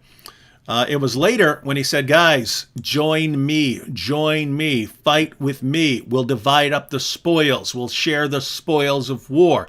We'll go and conquer an area. We'll take the women as our sex slaves. We'll take the property. We'll kill all the men. We'll take all their stuff. We'll just keep taking and taking and taking. And oh, by the way, if you join me and you happen to die while we're taking everyone else's stuff and enslaving all these women, you'll just go to paradise, where Allah is going to give you dozens of specially designed sex slaves, and you'll get even more in paradise. So, win-win, right? No matter what happens. You join me, you join my team. You're going to go conquer people, take a bunch of stuff. It's going to be killing and raping and everything that you love. That's what we're going to do. And if you die, you get even more of it in paradise, because Allah is a cosmic pimp. My God is a cosmic pimp, right?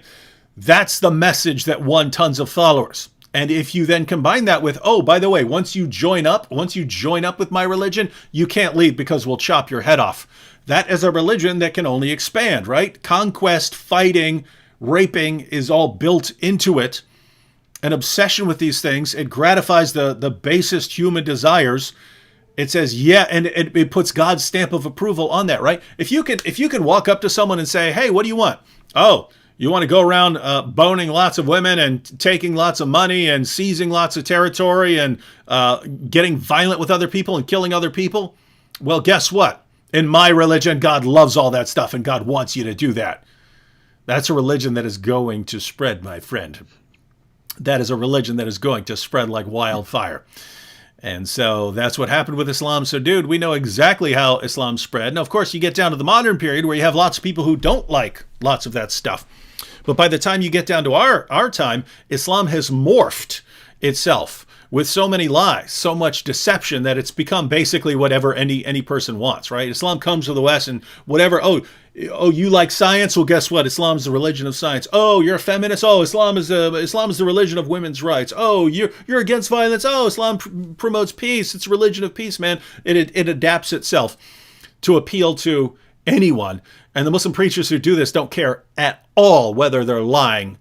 They just don't care. And so that's how your religion has gotten to where it is today. Apart from that, if you're just going with the numbers, 1.6 billion, we know where that is. Islam creates such horrible backwards countries with nothing for women to do that Islam has the highest birth rates, right? Islam just has by far the highest birth rates in the world. That's why it's expanding so rapidly. So we can look at why it expanded rapidly in the beginning and at various stages in history. We can look at why it's expanding now. None of this has anything to do with whether it's from God. We know exactly why Islam spreads. None of it has anything to do with whether it's from God. If you look at why Islam is spreading right now in the world, it's high birth rates. If you look at why Islam is spreading in the West, it's primarily due to immigration, people fleeing Muslim countries as fast as they can because no one wants to live there. It's like every single reason for the spread of Islam has to do with something horrible, some horrible, abominable practice or teaching. And you're saying this is your evidence for your religion. Wow. Powerful stuff. Powerful stuff. All right, Colin, back to you. Well, as far as on this comment, as far as worshiping one God and the sorts of things that Muhammad taught, I would encourage this person to go back and watch the live stream again, and don't mute it this time because he obviously hasn't heard anything that we've said. With respect to 1.6 billion Muslims, need to stop making this claim because Muslims very commonly make two claims. One, they inflate the number of Muslims, and two, apostates were not true Muslims. That's a contradiction because unless you can predict for me how many people will apostatize, you cannot predict how many true Muslims you have. So you can make one claim or the other. You can say that there are lots of Muslims, and yes, they are authentically leaving the religion. Or you can say, we have no idea how many Muslims there are because when people apostatized, they weren't actually Muslims in the first place. So this is just a convenient claim that they like to make and very problematic. But again, just watch the live stream. It's almost like this person is just has it on mute and it's just filling up the chat with this kind of stuff. and he's not stopping. Look, I'm being as generous as possible by pulling these comments up. But here's Abdul Rahman again. If Islam was a religion that grew because it was about taking spoils, killing people, that wouldn't work current day? No, because now you have more powerful militaries that would stop you, right? So it worked in the past. Islam expanded in the past. Islam kept expanding through violence and rape until it was actually stopped. So, right? So Muhammad teaches it and his followers expand, and then they expand across northern Africa up into Europe in the West, and then they expand east and go all the way out to India and China and so on. But they eventually get stopped, right? They eventually get stopped. And now what you have is, because Islam is so horribly scientifically backwards that technology basically expanded much more rapidly everywhere else in the world than the Muslim world. And so everyone, any Western nation or many Eastern nations are simply far, far, far more powerful than any armies that Islam is going to be able to put forward. So yes, the violent expansion just isn't going to work anymore. So what happens?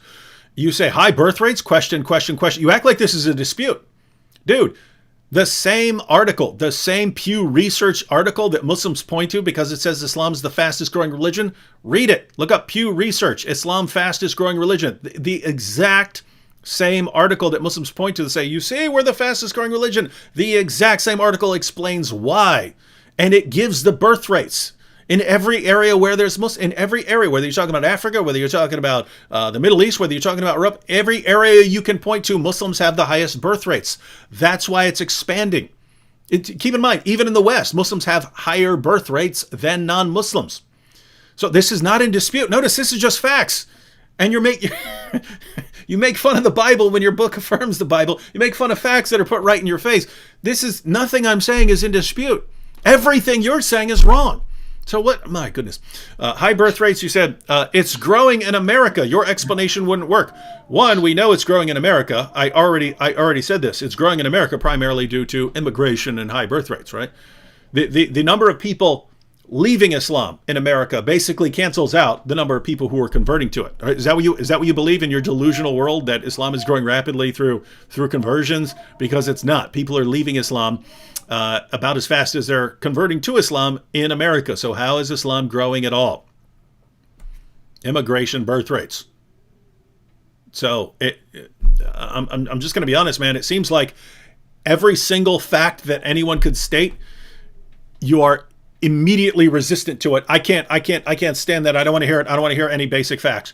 Any delusional nonsense that you've heard from your leaders and that fits into your delusional state, you want to cling to that no matter what. So, with all that said, I'm glad you're here. I hope something eventually sinks in, and I agree with Colin. When you get a chance, when you're not all revved up because people are daring to state basic, simple facts, go back through, watch it, pay attention, and at some point, just consider.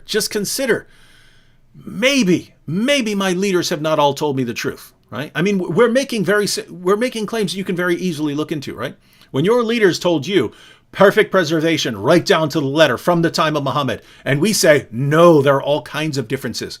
And I say, hey, there are all kinds of entire chapters of the Quran coming up missing, and tons of textual manuscripts and variants and so on. That's something you could look into. In other words, there's a prediction involved. If your leaders are telling you the truth, then you know that when you go to your sources and when you go to manuscripts, what they say is going to show itself, right?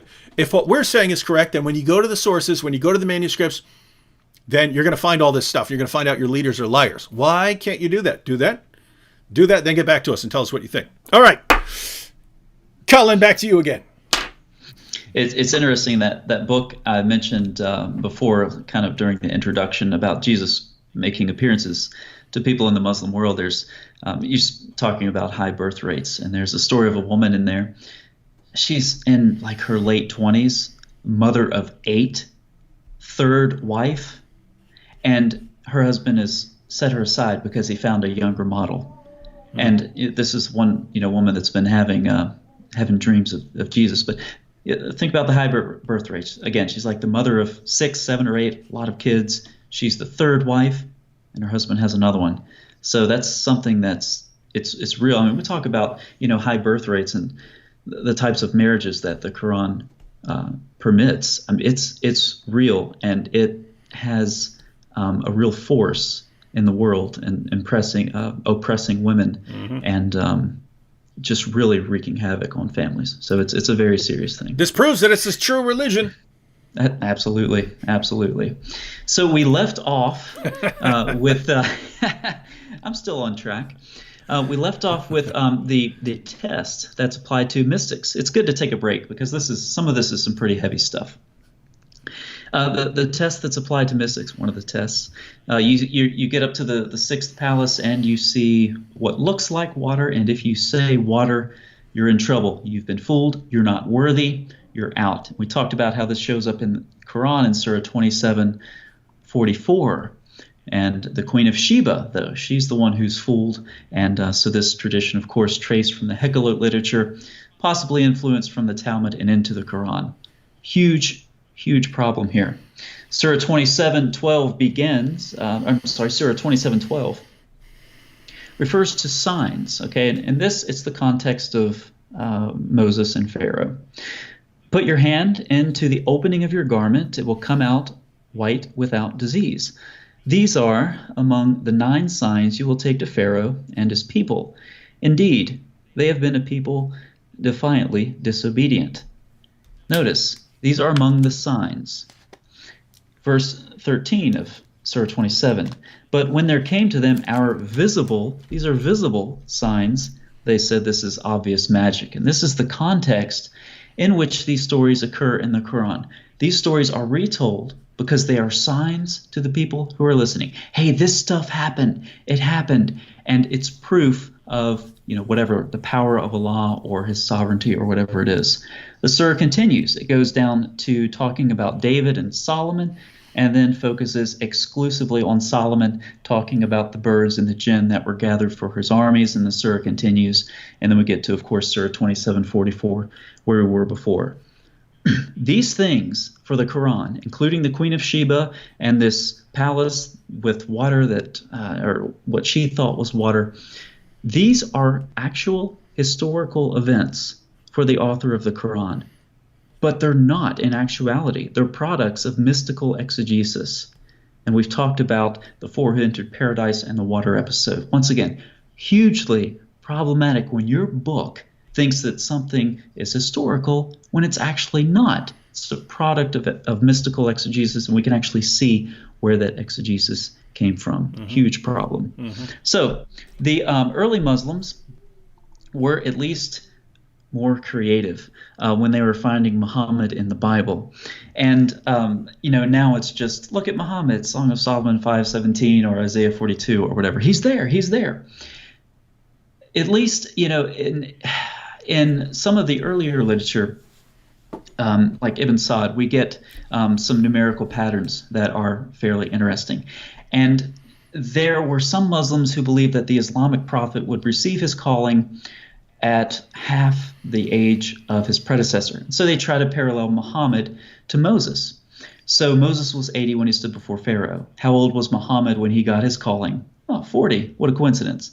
Muhammad died around 60 according to some accounts because the birth dates of Muhammad vary greatly. The dates of his death, you protest too much, are 632 on the dot every single time.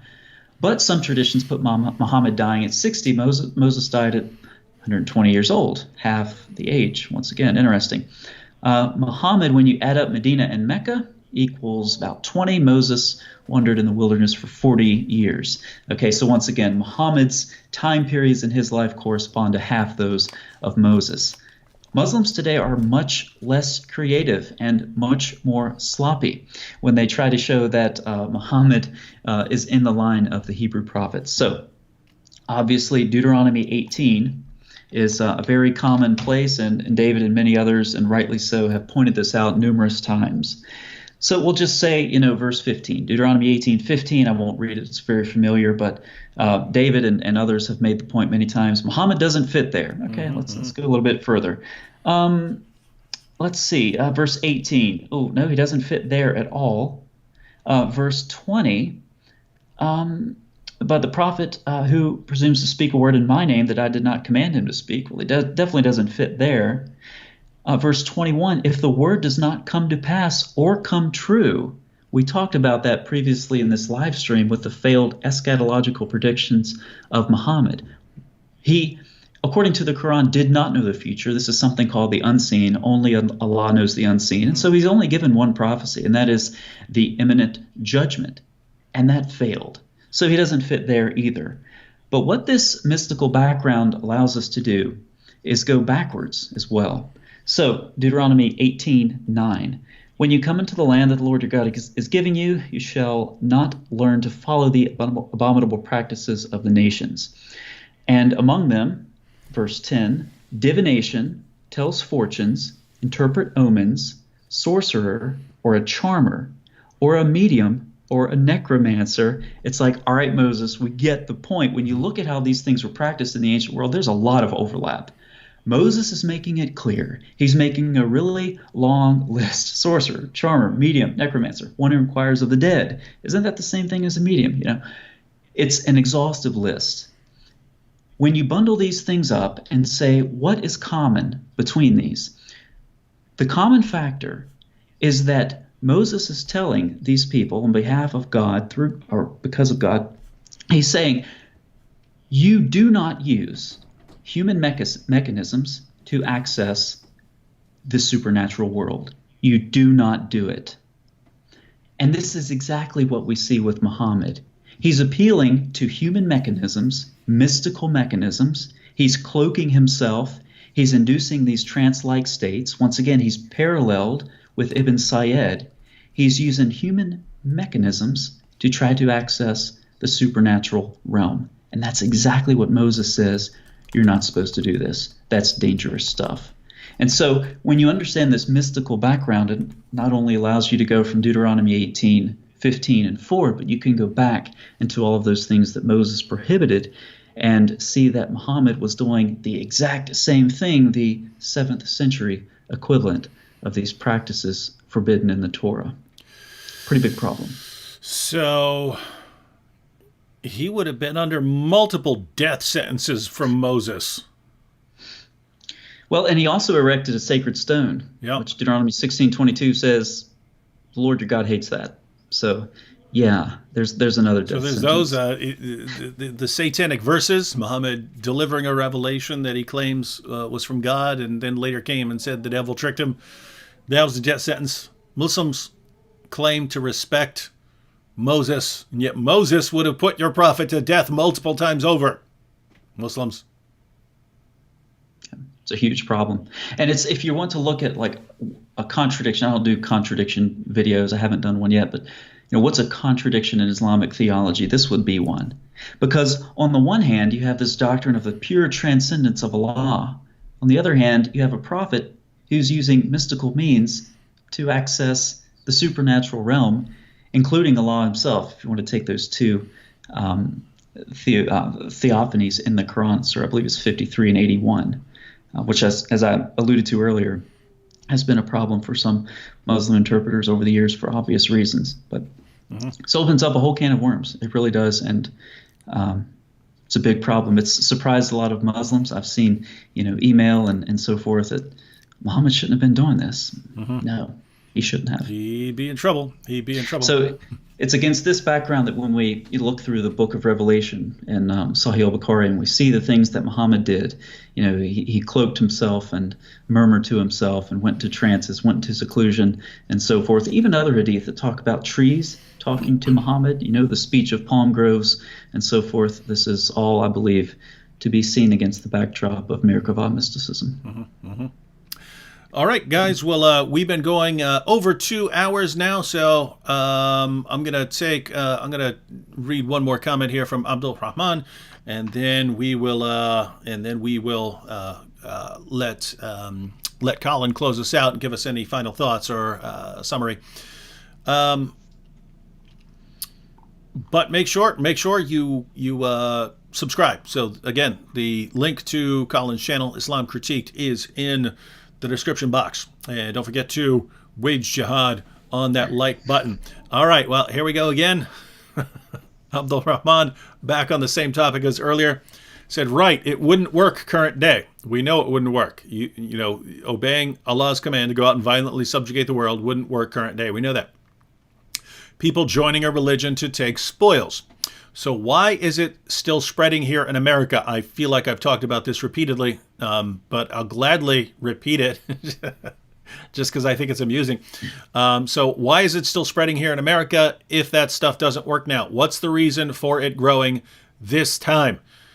Abdul Rahman, we know exactly, for the 50th time, we know exactly why Islam is growing in the West. Number one, immigration, right?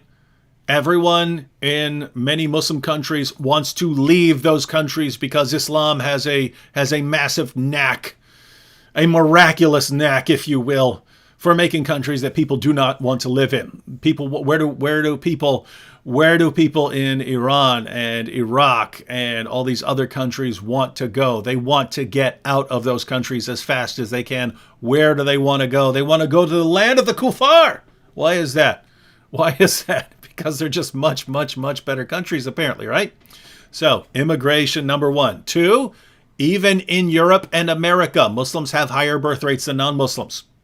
So that's number two. Number three, I've already pointed out in America, the number of people who are converting to Islam is already being balanced out by the number of people who are leaving Islam, and that's only going to increase. If you go back to just, when Nabil was getting started, it was rare to have an ex-Muslim who's going around speaking about Islam. It was just rare. Now they're everywhere. They're multiplying. It's picking up pace. It's snowballing. What do you think the situation is going to be like 10 years from now? Right? In other words, we've reached a point where the number of people converting to Islam is balanced out by the number of people who are leaving Islam. What do you think is going to happen to that? The percentage of people who are leaving Islam is going to increase, right? Until you have more people leaving Islam than who are entering Islam. So notice that would just hold it equal. You still do have people converting to Islam. If you're asking why that is, why do people convert to Islam? It's very simple. The preachers tell them lies, right? I have never met in my entire life a person who converted to Islam after doing anything I would consider a careful study of Islam. Not one. I've met lots of converts to Islam. I've met a lot of them. Debates and things like that. And I talked to people in the audience afterwards. I've met lots of converts to Islam. When I ask them why they converted to Islam, I get lies. They believe them, but they were told lies, right? So your leaders, and by the way, if you want a fuller explanation of this, just watch my recent video, Islam's 99-1 rule. It will explain it very clearly in detail. You have your speakers like Zakir Naik and people like that. And when they speak, they know very few people are trained to go up and look up what they're saying. So when your Islamic preachers go around telling people the Quran is filled with scientific miracles, the Quran is filled with verses that support and honor women, the Quran is filled with peaceful teachings that honor and respect Jesus. When you go around, when you go around saying these things, people just have a habit of believing you. They haven't caught on to the fact that these preachers are the biggest bunch of liars the world has ever seen. They haven't caught on to that yet. And so they believe them. And some people convert based on these lies. But by telling so many lies, we already said this, but by telling so many lies, by building Islam on such a foundation, a massive foundation of lies, they've made it easy. They've made it easy for people like us to go in there and wreak havoc on the entire system. And that's what we're going to do. And keep in mind, I mean, there's only a few of us. There's only a few of us doing this, but that number is growing. And if the few of us who are doing it right now, me, Colin, Christian Prince, Sam Shimon, the guys like us, if we're able to wreak havoc, what do you think is going to happen when it becomes, 20, 30, 40, 50, 100, 200, 300, 500, 1,000 people online wreaking havoc on your religion? What are you going to, there's one apostate prophet channel now. What are you going to do when there's 500 apostate prophet channels? You're in trouble, dude. Your religion's in trouble. It's best to see the signs on the wall, see the writings on the wall, actually do some thinking for yourself, realize you can't trust what these guys told you. Do some studying on your own, and once you start doing that, you're on your way out. Shout out to Patrick, and shout out to Josephine Mercy for joining the Boom Squad. All right, Colin, we've been going 2 hours and 17 minutes right now. I'll let you close out. Any final thoughts, any summations, anything you want to tell people?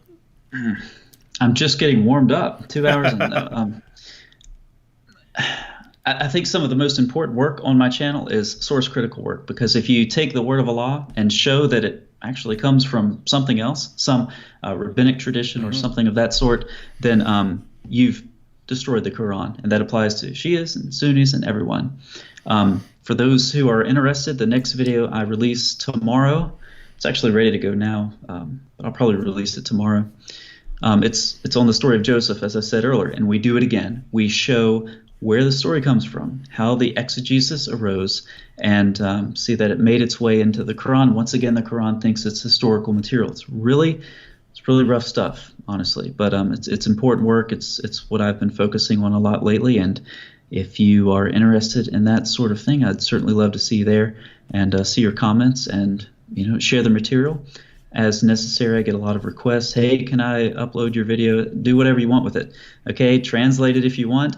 You might make some mistakes, and by God's grace, those mistakes will improve the content. So it doesn't matter to me. Just share the content. Let's get the word out to Muslims, and be that voice that they're listening to when they're hiding in the bathroom or hiding in their bedroom, trying to get a little bit of Bible in their life. We can be a chorus of voices that they hear from across the ocean and even here in the West as well. All right. Thank you, Colin. Thank you, everyone, for joining us. Again, one more time, if you haven't subscribed, be sure to subscribe to Islam Critiqued. Link is in the description box. And if you watch these videos as they're coming out, that's the awesome thing about the time we're in. It's wide open, right? It's Colin is on the cutting edge stuff. Islam has left all this stuff wide open for rooting around in Islam's cellar for all the dirty secrets about where Muhammad's getting these revelations. And Colin's going to find them all. He's going to bring them to the surface. And if you're subscribed, you're going to have access to those. And then you can go share those with your Muslim friends. All right. See you all next time. God bless everyone. And Abdul Rahman, do some studying, bro. Do some studying. Catch y'all. I'm praying for you. Catch y'all next time. Bye.